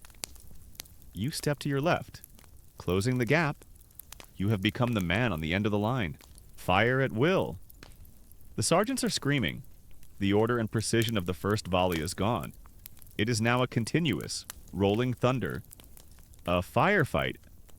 You bring your musket up, aim into the smoke where you think the enemy is, and fire. The noise is a physical thing, a solid wall of sound that presses in on you, making your bones vibrate. It's louder than any concert you could imagine. And the only song on the set list is Industrial Accident featuring a thunderstorm. Your ears are ringing, and you can no longer hear the commands clearly, only the general. Deafening roar. You load and fire. Load and fire. Your hands are black with powder. Your shoulder is a tenderized mass of bruised flesh. Your barrel becomes hot to the touch. The smoke is so thick you can barely see the men next to you. You are an automaton, a machine made of flesh and bone, serving this greater machine of destruction. Behind you, in the thin space between the ranks, Sergeant Lejeune is a constant, furious presence. He seems immune to the bullets whizzing around him. Faster. You slugs fire faster, he roars, his voice raw. He shoves a frightened-looking recruit back into the line. You stand and you fight. There is no retreat. An officer's horse goes down, screaming, and the officer himself, the young lieutenant who lectured you on volley fire, lies on the ground, his fine uniform stained with blood. The NCOs are the glue holding this fragile enterprise together, their sheer force of will keeping the line from dissolving into a panicked mob. Historians debate the true effectiveness of these volleys, given the inaccuracy of the smoothbore musket and the chaos of the battlefield. The actual casualty rate from any given volley might have been relatively low, but the psychological effect was immense. The wall of sound, the cloud of smoke, the sheer terror of standing firm while a storm of lead flew at you. This is what broke armies. It was a contest of will, of which side could stand and take the punishment longer, and your side is faltering. You can feel it. The rate of fire from your line is slowing. Men are fumbling their reloading, their hands shaking too much. More and more men are falling. The enemy seems to be getting the better of the exchange. Then, a new sound cuts through the din. The drums begin a frantic, accelerating rhythm. The officers, now on foot, move to the front of the line, their sabers drawn, fix bayonets with a series of metallic clicks. You and the men around you pull your bayonets from their scabbards and fix them to the muzzles of your muskets. The long triangular blades transform your clumsy firearm into a brutal pike. En avant, charges! A roar erupts from 1,000 throats. A sound that is not human, but animal. It is a release of all the terror, all the anger, all the adrenaline that has been building inside you.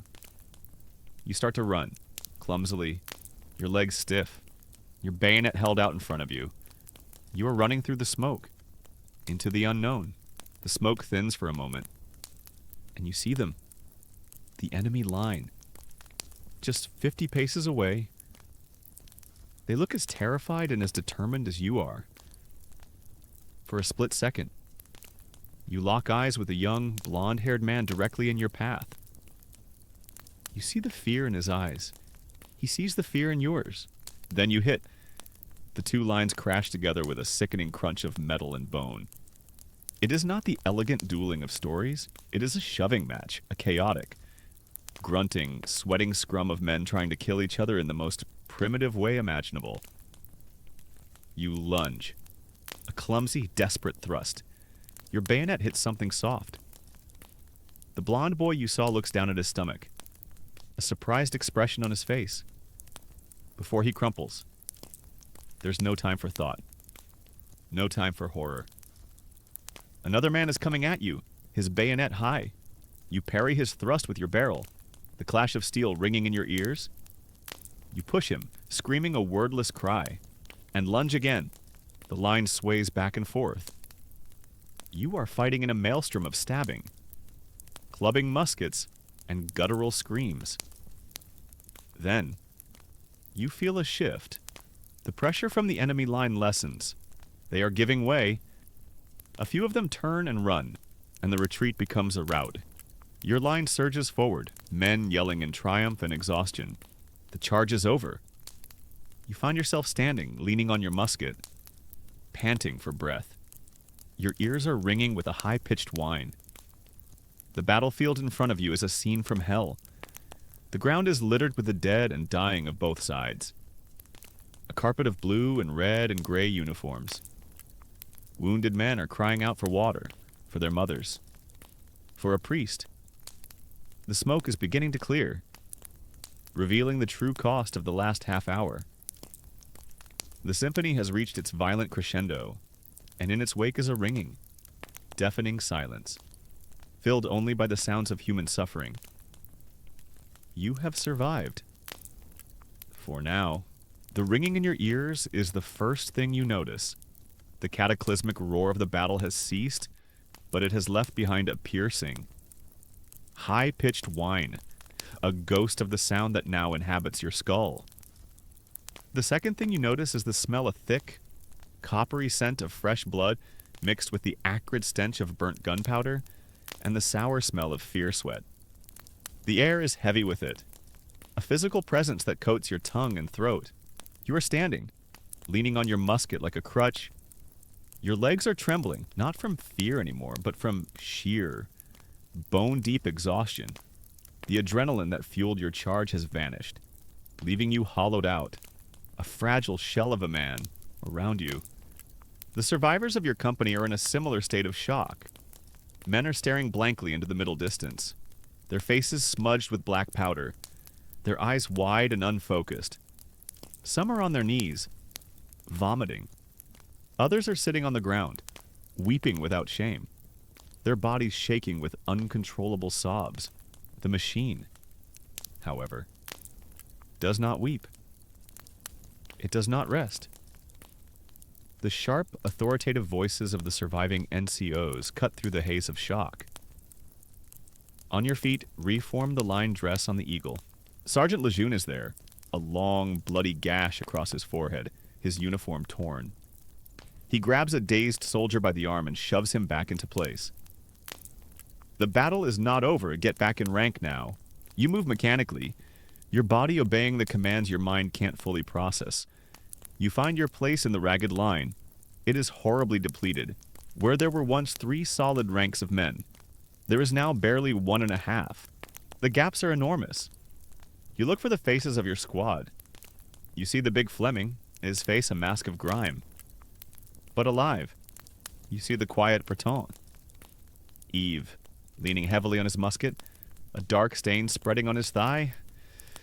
But Luc, the Parisian wit, is gone. So are 3 others from your small group. Half of you. Vanished in the space of an hour. An officer begins a roll call, shouting the names into the cacophony of moans that now fills the air. Jean-Pierre, he calls. Present. You croak. Your voice a stranger's. Luc. Silence. Mathieu. Silence. Name after name is met with silence, with each unanswered name. The scale of the slaughter settles more heavily upon you. The butcher's bill is being tallied, and it is appallingly high. Your immediate duty is not to the wounded, but to the grim logistics of war.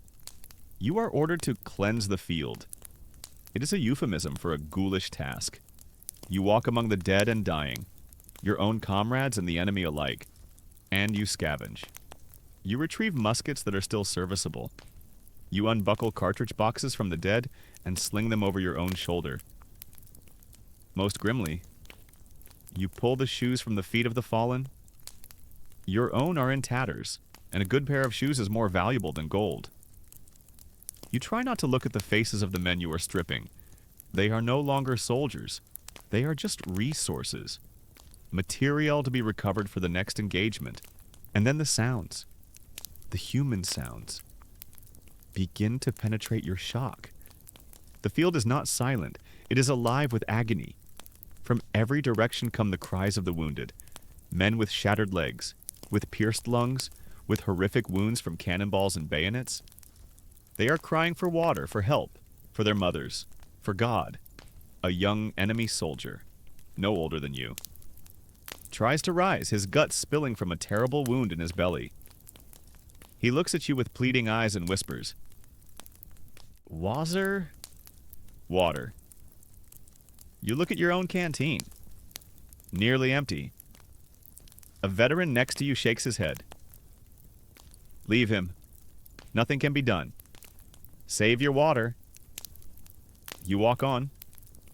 The boys whisper following you. It is then that you feel the pain. During the charge, you felt a sharp, burning sting in your left forearm, but the adrenaline numbed it. Now, a deep, throbbing ache begins to assert itself. You look down. Your sleeve is soaked with blood, and a ragged tear shows where a musket ball has passed through the flesh. Mercifully missing the bone, it is a minor wound, a scratch in the brutal triage of the battlefield. But it is your wound. It is your ticket into the next circle of this inferno. The medical clearing station, the brancardiers, the stretcher bearers, identifiable by the red armbands on their sleeves, are moving across the field. They are too few for the task. They prioritize the officers, of course, and then the men with wounds that seem survivable. The screams of the badly wounded are a constant, desperate chorus, a soundtrack to the surgeon's grim harvest. You make your way back behind the lines, clutching your arm. You are one of the walking wounded, the lucky ones. You are directed towards a large farmhouse that has been commandeered as a field hospital. The scene outside is something out of a nightmare by Hieronymus Bosch. Hundreds of wounded men are laid out on the grass, a vast carpet of human misery. Some are quiet and pale, bleeding out into the soil. Others are writhing and screaming. The surgeon's assistants, covered in blood, move among them, making snap judgments about who is worth taking inside and who is to be left to die. You see your squad mate, Eve, lying on the ground, his face ashen. The makeshift bandage on his thigh is soaked through. He has a shattered femur, a death sentence more often than not. You crouch beside him. He tries to smile. Go on, he whispers, his voice weak. Get your arms seen to. I will wait. You know his chances are slim.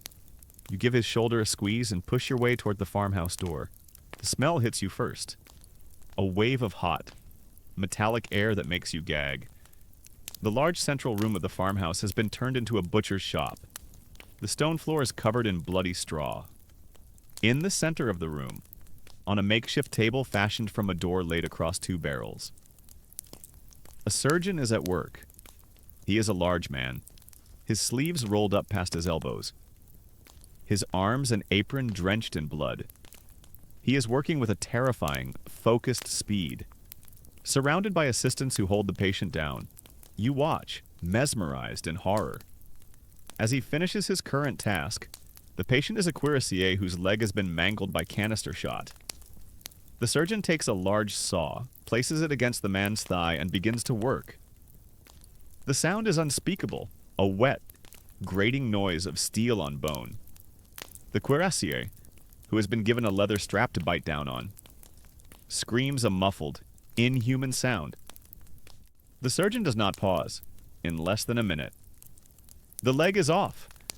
An assistant grabs the severed limb and tosses it onto a heap of other arms and legs in the corner of the room. A pile of discarded human parts that is already waist-high.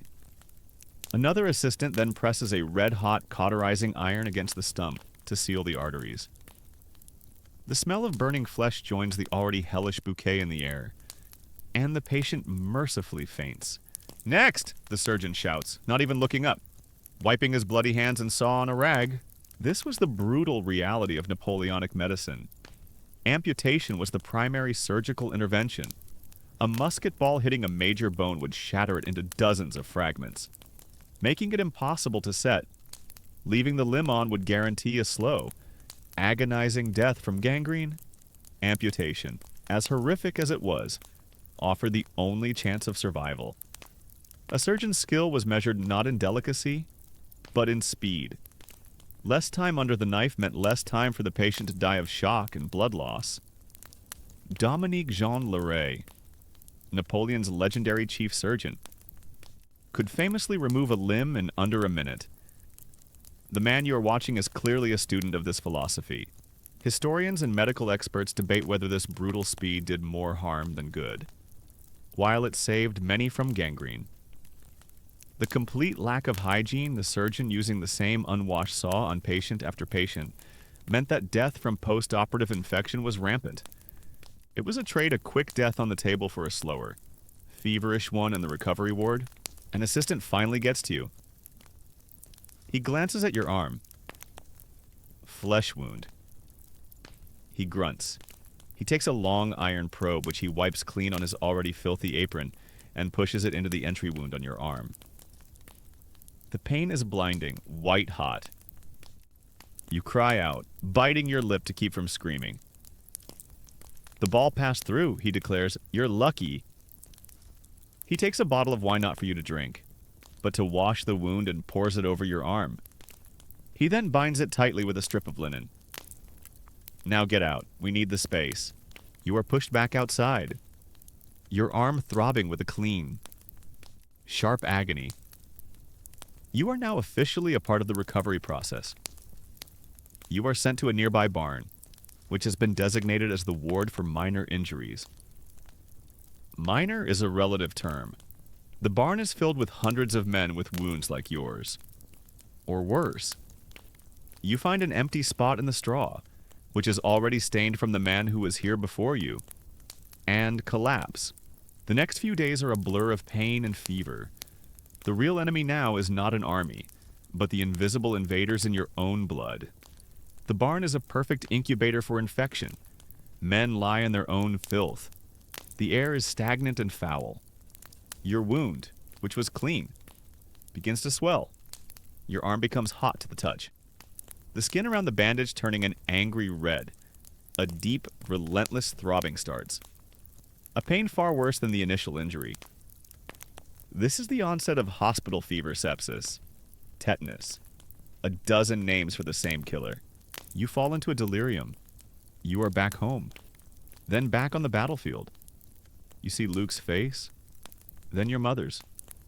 You are freezing cold one moment, burning with a fire that seems to consume you from within the next.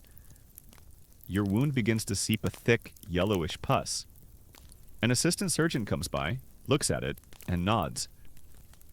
Pus bonum et laudabile. He murmurs, laudable pus. In the medical ignorance of the time, this was seen as a good sign, a sign that the body was expelling its bad humors. In reality, it is the hallmark of a raging staph infection. Your survival is now a lottery. It depends not on the surgeon's skill, but on the strength of your own peasant constitution. You watch men all around you lose their own lotteries. You see the telltale signs of gangrene, the blackening of fingers and toes. You see men die of tetanus, their bodies arching and horrific. Painful spasms. Every morning. A cart comes by to haul away the bodies of those who died during the night. The butcher's bill is still being collected. Long after the cannons have fallen silent, you lie there, helpless, drifting in and out of consciousness.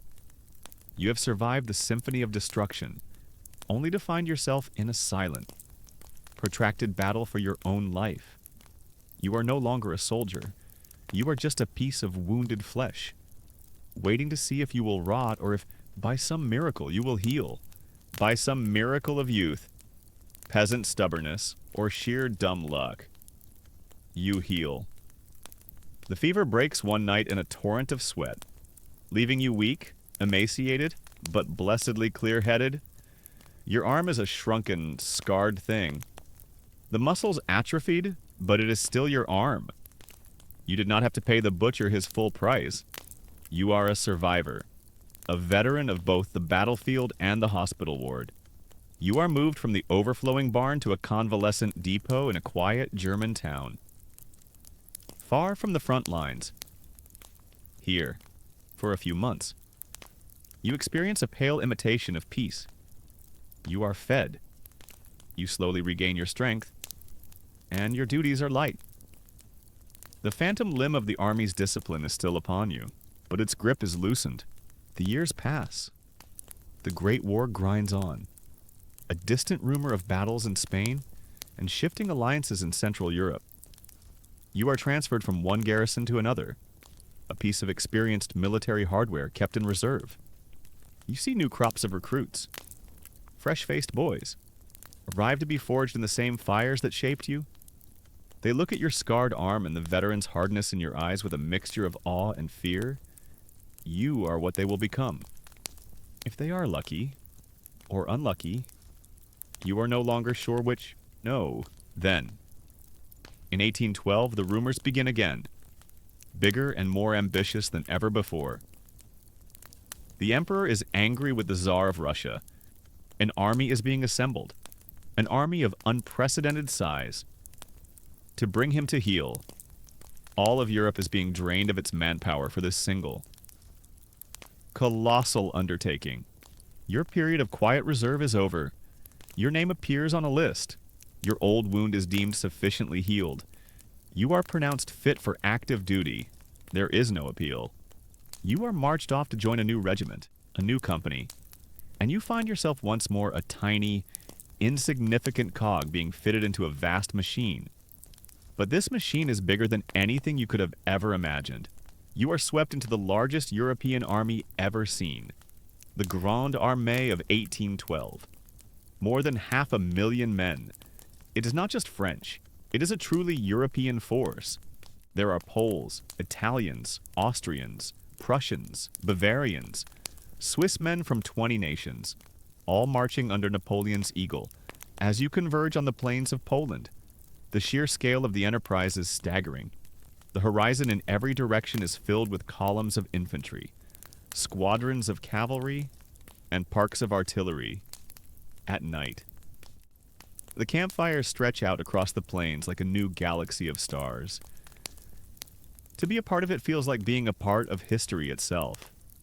A feeling of awesome power that briefly manages to suppress the cold knot of dread in your stomach. You cross the Niemen River, the border into the Russian Empire. In late June, the summer sun beats down with a fierce, oppressive heat. This campaign, you are told, will be short and glorious. A few decisive battles, and the Tsar will sue for peace before autumn. The army advances with confidence. The first sign that something is terribly wrong is the land itself.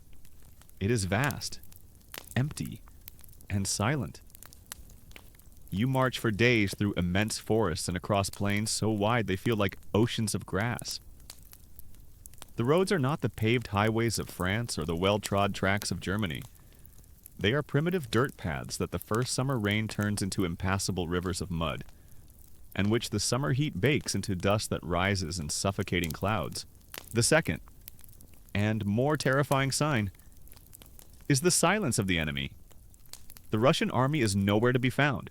They retreat before you, constantly, refusing to give battle. And as they retreat, they take everything. This is the scorched earth. You arrive at a village, desperate for water and food after a long day's march, only to find it a smoking ruin. The houses are burned, the grain stores are empty, and the wells have been fouled with the carcasses of dead animals. The plan to live off the land is going great. Assuming the land in question is the moon, the Russians have left behind nothing but dust, ash, and despair. The army's massive.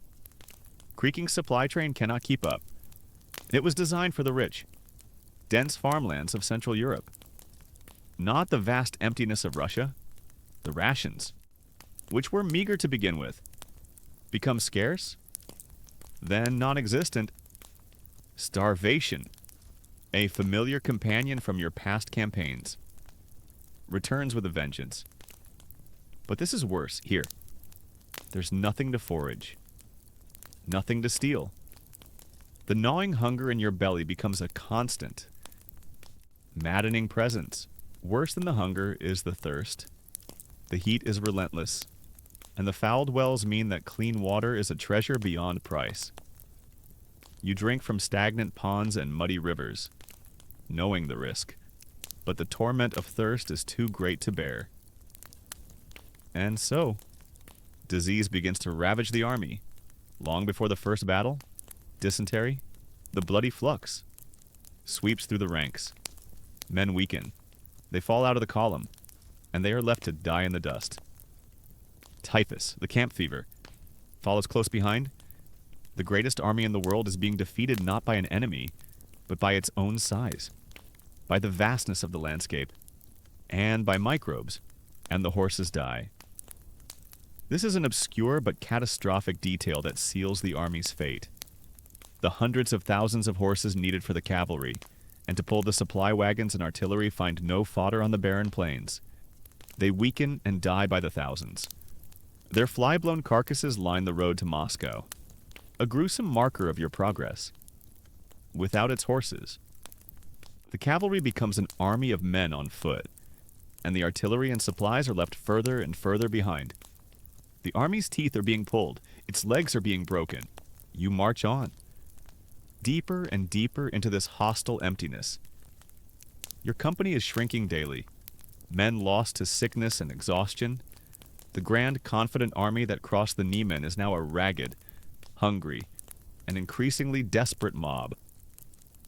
You finally fight a major battle at Borodino. It is a bloodbath on a scale that makes your previous experiences seem like a schoolyard scuffle. It is a brutal, head-on collision, a day of slaughter that leaves 100,000 men dead or wounded from both sides. Your side wins a tactical victory. The Russians retreat once more, but it is a victory that feels like a defeat. The Russian army is not destroyed, and your own is bled white. A week later, you enter Moscow. You expect to find shelter, food, and the end of the campaign. Instead, you find a ghost city. Most of the population has fled, and that night, the city begins to burn. Fires, set by Russian agents, spring up all over the city and, fanned by the wind, merge into a great firestorm. For days, Moscow burns, a funeral pyre for Napoleon's ambitions. The city that was meant to be your salvation becomes your prison, a smoking ruin that offers little food and no peace. You linger in Moscow for over a month, waiting for the Tsar to surrender. He never does. And as you wait, the season turns. One morning in mid-October, you wake to a changed world. The sky is a flat, heavy gray, and the air has a new, biting edge to it. And then you see them, the first snowflakes, drifting lazily down, melting on the blackened ruins of the city. The Russians among the local populace who remain cross themselves. It is the beginning of General Winter's campaign. To you, it is simply a new form of terror.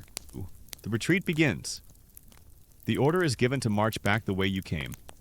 What is left of the Grande Armée, now laden with loot from the city but starving and demoralized, turns its back on Moscow and begins the long walk home.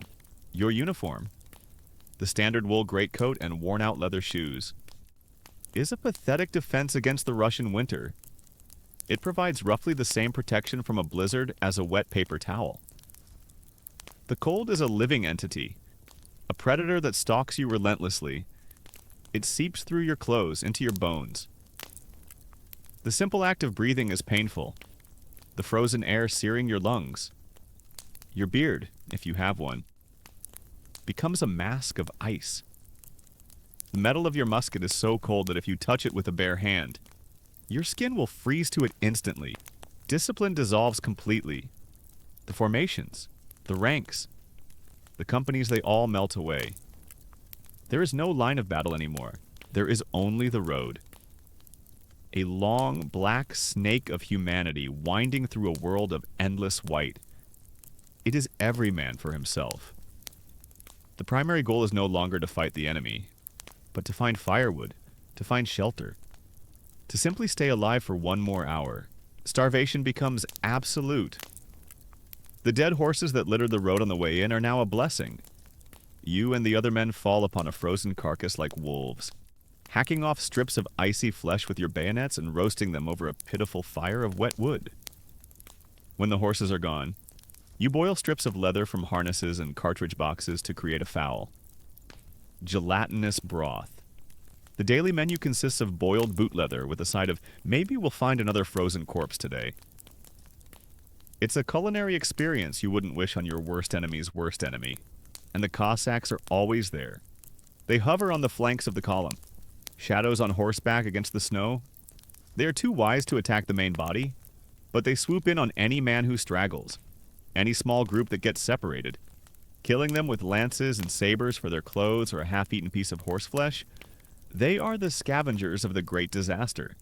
You see humanity stripped bare. You see a man club a friend to death for a piece of stolen bread. You see men huddle for warmth around a fire.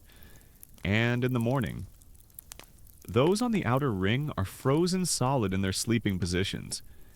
The road becomes a continuous trail of frozen statues. Men who simply sat down to rest and never got up again. You march past them, not even giving them a second glance. Pity is a luxury you cannot afford. It is a weight that will drag you down into the snow with them. The crossing of the Berezina River is the climax of the horror. The main Russian army finally catches up to you, trapping you against the icy river. Engineers, standing up to their chests in the freezing water, work heroically to build 2 makeshift pontoon bridges. The crossing is a mad, desperate stampede. Russian cannonballs plow into the dense crowds waiting to cross. Men, horses, and wagons are pushed from the bridge into the river, their screams quickly silenced by the black. Frigid water? By some miracle, you make it across. Tens of thousands do not. The rest of the journey is a blur of suffering. You are no longer a soldier. You are a walking skeleton, a ghost wrapped in rags, shuffling through the snow. Finally, weeks later, you stumble across the Niemen River once more, back into Poland. You are out of Russia. Of the more than 500,000 who went in, barely 30,000 have returned as a fighting force. You are one of them. You have survived. But as you stand there, a skeletal figure haunted by the memories of the endless snow and the frozen faces of your comrades, you realize that you did not truly escape. You left the better part of yourself back there, buried forever in the Russian winter. You survived the snows of Russia. A miracle. You are a ghost who has walked out of the white hell, a skeletal testament to one of the greatest military disasters in human history. You have seen the absolute zero of human existence and have, by some fluke of fate, endured. But fate has an arsenal of cruelties, and the bullet or the blizzard are not its only weapons. Your luck is a finite resource, and on another day, on another field, it runs out in a different way. Imagine this. Then, the year is no longer 1812. Perhaps it is the year after, in the frantic battles for Germany. Or a few years before, under the unforgiving sun of Spain. The specifics blur. What matters is the outcome. The battle turns. A devastating cavalry charge shatters your battalion square. A volley from a hidden line of enemy infantry tears through your ranks. Your comrades, those who are still able to, turn and flee. A collective panic, infectious and irresistible, seizes the line, but you do not flee. Perhaps you trip and fall in the chaos. Perhaps a spent musket ball strikes your leg, not shattering the bone but leaving you unable to walk. Or perhaps you simply stand your ground for a moment too long, stunned and disoriented. You are not dying. You are conscious, lying on the churned-up mud of the battlefield as the roar of combat recedes into the distance. And as the smoke begins to clear, you look up. The faces staring down at you are not wearing the familiar blue coats of your own army. They are strangers. Their uniforms a different color. Their language a guttural, alien sound. One of them prods you with his bayonet. Another pulls the musket from your hands. They are the enemy, and you are their prize. Congratulations.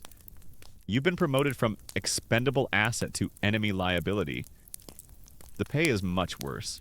The moment of capture is one of pure, distilled terror. Your life, which you have fought so hard to preserve, is now entirely in the hands of men you were trying to kill just minutes ago. Will they be professional, or will they, flushed with the bloodlust of battle, simply finish you on the spot? The first thing they do is strip you of anything valuable: your cartridge box, your knapsack with its pitiful contents, your greatcoat. They look at your shoes. If they are in better condition than their own, they are taken, and you are left barefoot. You are now utterly destitute, a piece of human property. You are herded together with other captives, a miserable, defeated flock. You are marched away from the battlefield, leaving the cries of your own wounded countrymen behind you. What happens next depends entirely on the identity of your captors. To be a guest of the enemy is not a uniform experience. It is a spectrum of misery, ranging from the grimly tolerable to the actively hellish. Let us say your captors are Prussian or Austrian. The war in Central Europe, for all its brutality, was often fought with a certain grim professionalism, a lingering echo of the cabinet wars of the 18th century. You are a valuable commodity, not just a target of hate. You can be exchanged for one of their own captured soldiers. So, you are kept alive. This does not mean you are treated well. You are marched for weeks, deep into their territory. You are paraded through towns and villages where the local people hurl insults and garbage at you, their faces contorted with a hatred that is startling to see. You are a symbol of the foreign invasion, the cause of their own sons' deaths, and they let you know it. Your final destination is a fortress, an old stone citadel built to withstand a siege, now repurposed to contain men. You are shoved into a cavernous, damp stone room, a casemate, along with 100 other prisoners. The air is foul, the light is dim. You are given a thin blanket and a patch of dirty straw to sleep on. The days are defined by a soul-crushing monotony. The food is the bare minimum required to keep you alive: a small loaf of black, sour bread, and a thin, watery soup, usually made from rotting vegetables. Disease is rampant. Men die of fever, of malnutrition, of simple despair. But there is a structure, there are rules. There is the vague, flickering hope of a prisoner exchange. That one day your name will be on a list and you will be sent home. It is a grim, depressing, and mind-numbingly boring existence, but it is. For the most part, survivable. But what if your luck was worse? What if you were captured in Spain? The war on the Iberian Peninsula was a different kind of conflict. It was a war of peoples, a war of ferocious, partisan hatred. Here, you are not just a soldier, you are an invader, a godless Frenchman who has desecrated their churches and oppressed their people. If you're captured by the regular Spanish army, you might face a fate similar to that in a Prussian fortress. But if you are captured by the guerrillas, that is another matter entirely. You are cut off from your unit in a mountain pass.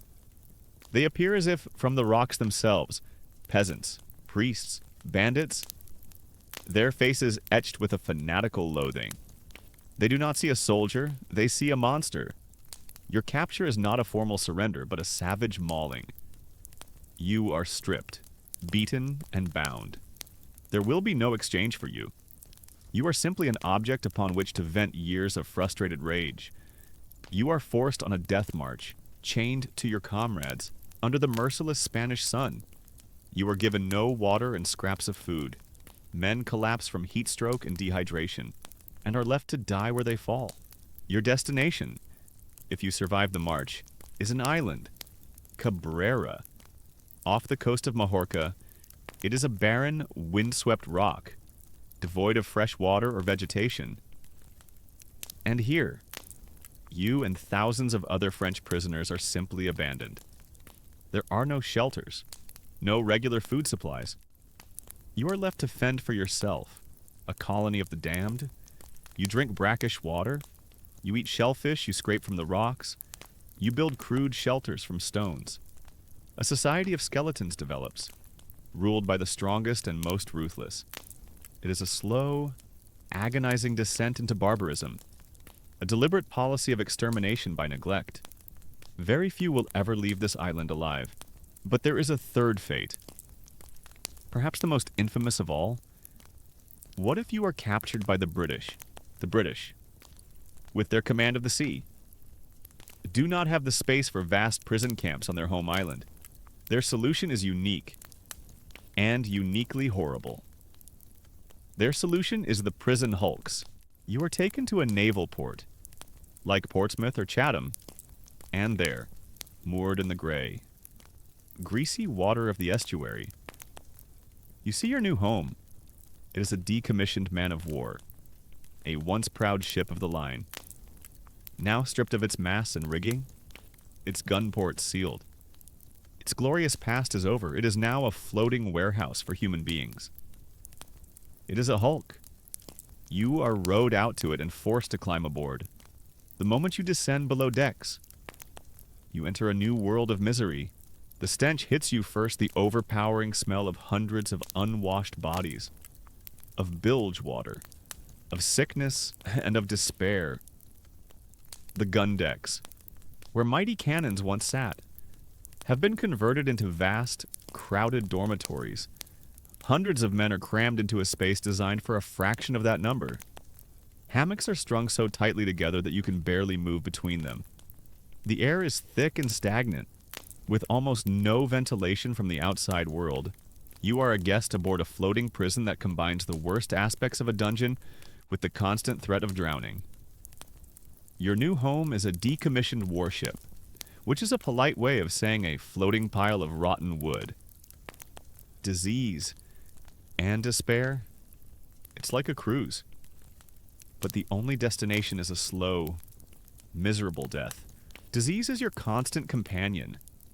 Typhus, or jail fever, spreads like wildfire in the cramped. Filthy conditions, carried by the ever-present lice. Dysentery is endemic. Smallpox makes occasional, devastating appearances. The ship's surgeon is overwhelmed and largely indifferent.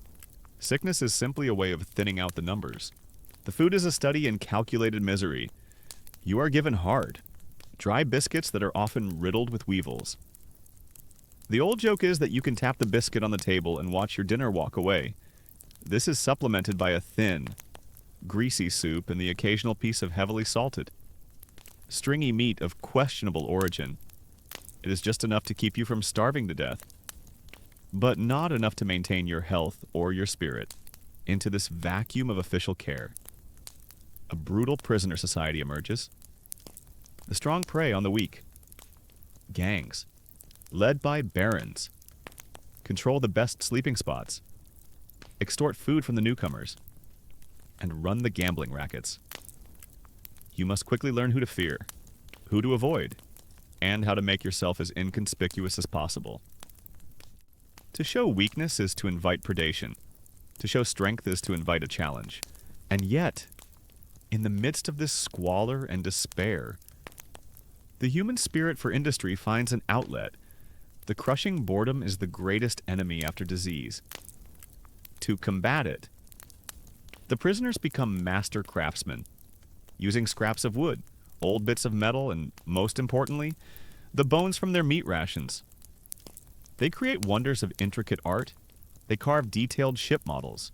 With rigging made from their own hair, they make delicate boxes with inlaid patterns, domino sets, and even tiny, functioning guillotines.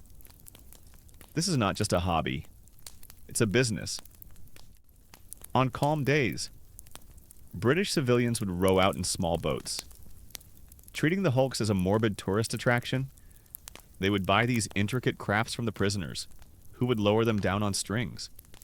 It is a surreal, cottage industry of the damned, a testament to the mind's desperate need to create order and beauty in the midst of chaos.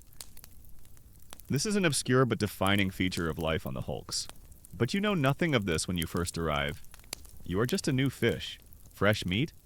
You are assigned a hammock. You are given your first ration of weevy biscuit, and you are left to fend for yourself. Historians debate whether the horrific conditions on the hulks were a result of deliberate cruelty or simply logistical incompetence and neglect. Looking at the grim faces around you, listening to the chorus of coughing and groaning that echoes through the twilight of the lower deck, You don't care about the reasons. You only know the result. The years could stretch on for a decade or more. You are cut off from the world, from the news of the war, from your family. You don't know if you will ever be exchanged, or if peace will ever come. Your life shrinks to the damp, rotting timbers of this ship. You might die from a fever. You might be knifed in a dispute over a piece of bread, or you might simply fade away from malnutrition and hopelessness. You are a guest of the enemy, and you have discovered the worst truth of all sometimes. The war ending on the battlefield is a far kinder fate than being left to survive its peace. And then, one day, it ends. Whether you are languishing on a rotting prison hulk, recovering in a crowded hospital, or still marching in the tattered remnants of the Emperor's army, the news finally arrives, trickling down through the layers of command and bureaucracy. The war is over. For good this time. The Emperor has been defeated at a place you've never heard of, a village in Belgium called Waterloo. He has been exiled to a remote island at the end of the world, from which there will be no return.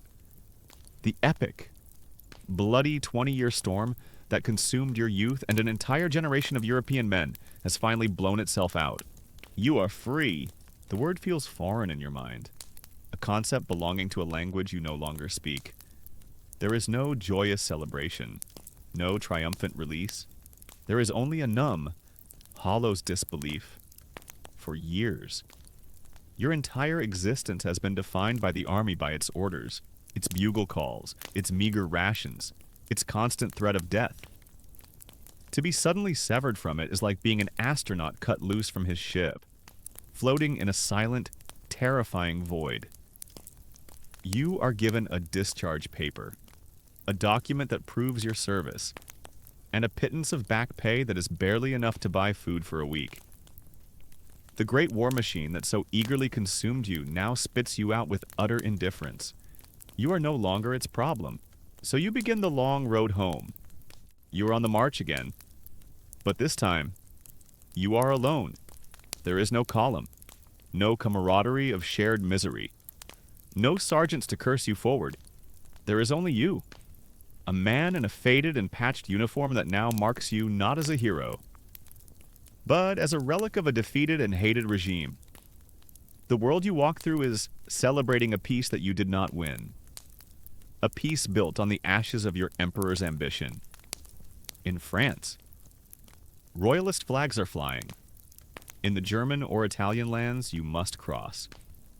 You are met with sullen glares and slammed doors. You are no longer a conqueror, you are a beggar. With every step, your body reminds you of the price you paid. It is a living map of your ordeal. The old musket ball wound in your arm aches when the air is damp.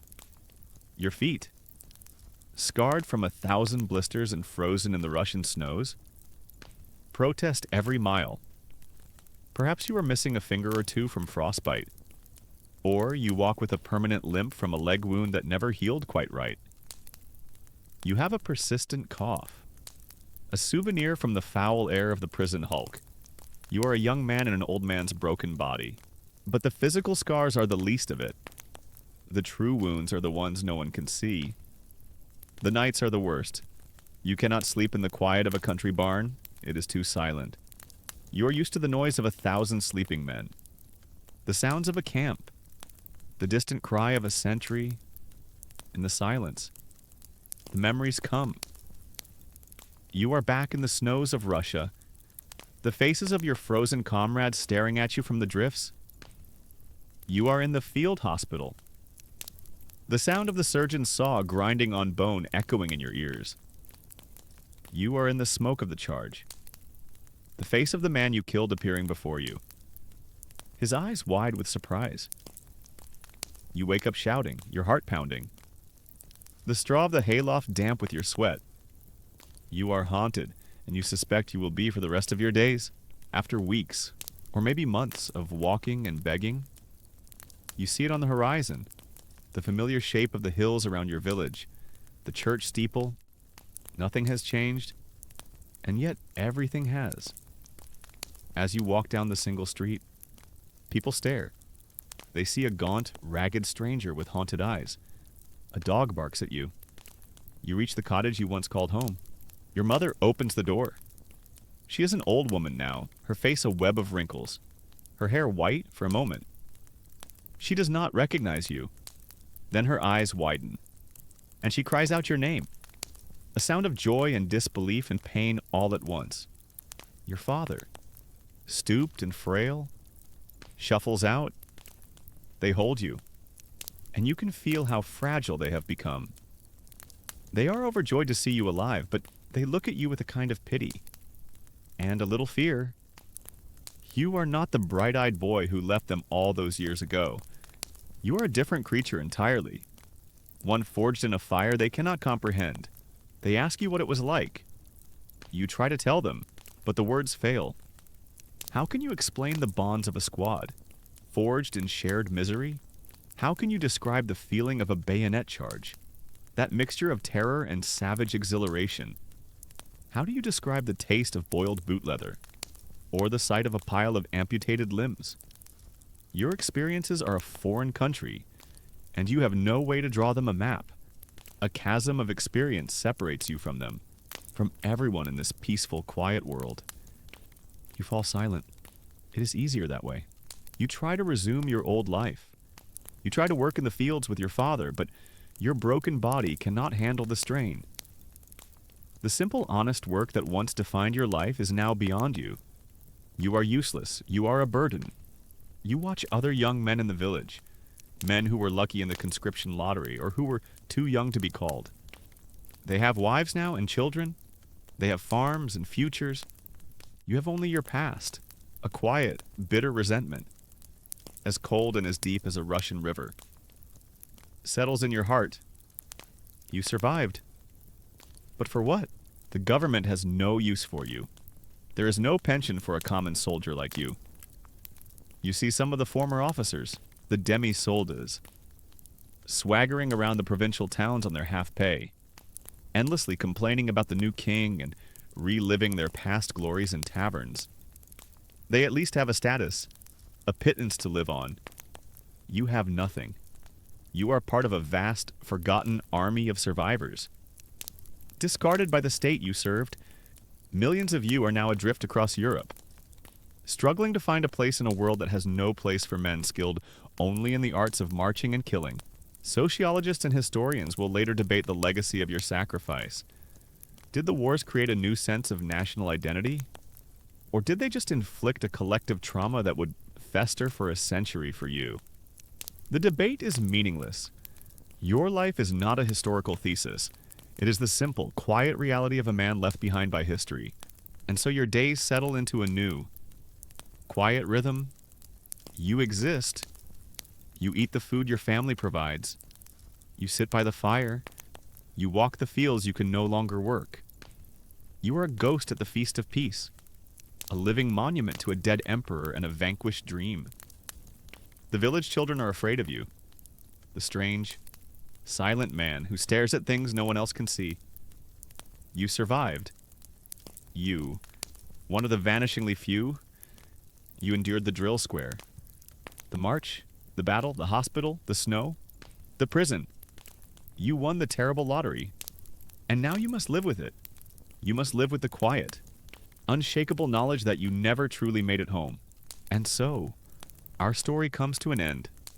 The journey is over. Let the image of that solitary soldier, sitting by his quiet village fire, begin to soften and fade from your mind. Feel the distance of time, the centuries that lie between your own comfortable bed and the hard, cold ground where he once slept. The ghosts of the past are receding now. The echoes of the cannons and the drums are growing faint, replaced by the gentle quiet of your own room. Let your own body feel the contrast. Feel the weight of your blanket, a comforting pressure, not the crushing weight of a sodden wool coat and a heavy knapsack. Feel the softness of your pillow supporting your head, a luxury that soldier could only dream of. The air you breathe is clean and still, free from the smoke of black powder and the stench of sickness. It fills your lungs easily, calmly. You are safe. You are at peace. Every small sound in your room now is a gentle reminder of your own security. The soft hum of a fan, the whisper of the wind outside your window, the distant rumble of a passing car. These are the sounds of your world, a world of profound peace compared to the one we just left. Let these gentle sounds be an anchor, grounding you in the present moment. In this place of rest, allow your thoughts to drift, to float away from the harsh realities of history and into the softer, undefined realm of approaching sleep. Your only duty now is to let go. Let go of the story. Let go of the day. Let go of the need to think or to remember. There is nothing more to do, nothing more to see. The long march is over. The battle has been won. The final, quiet peace of the night is your reward. Just relax and let the gentle current of slumber carry you away into a deep and restorative sleep.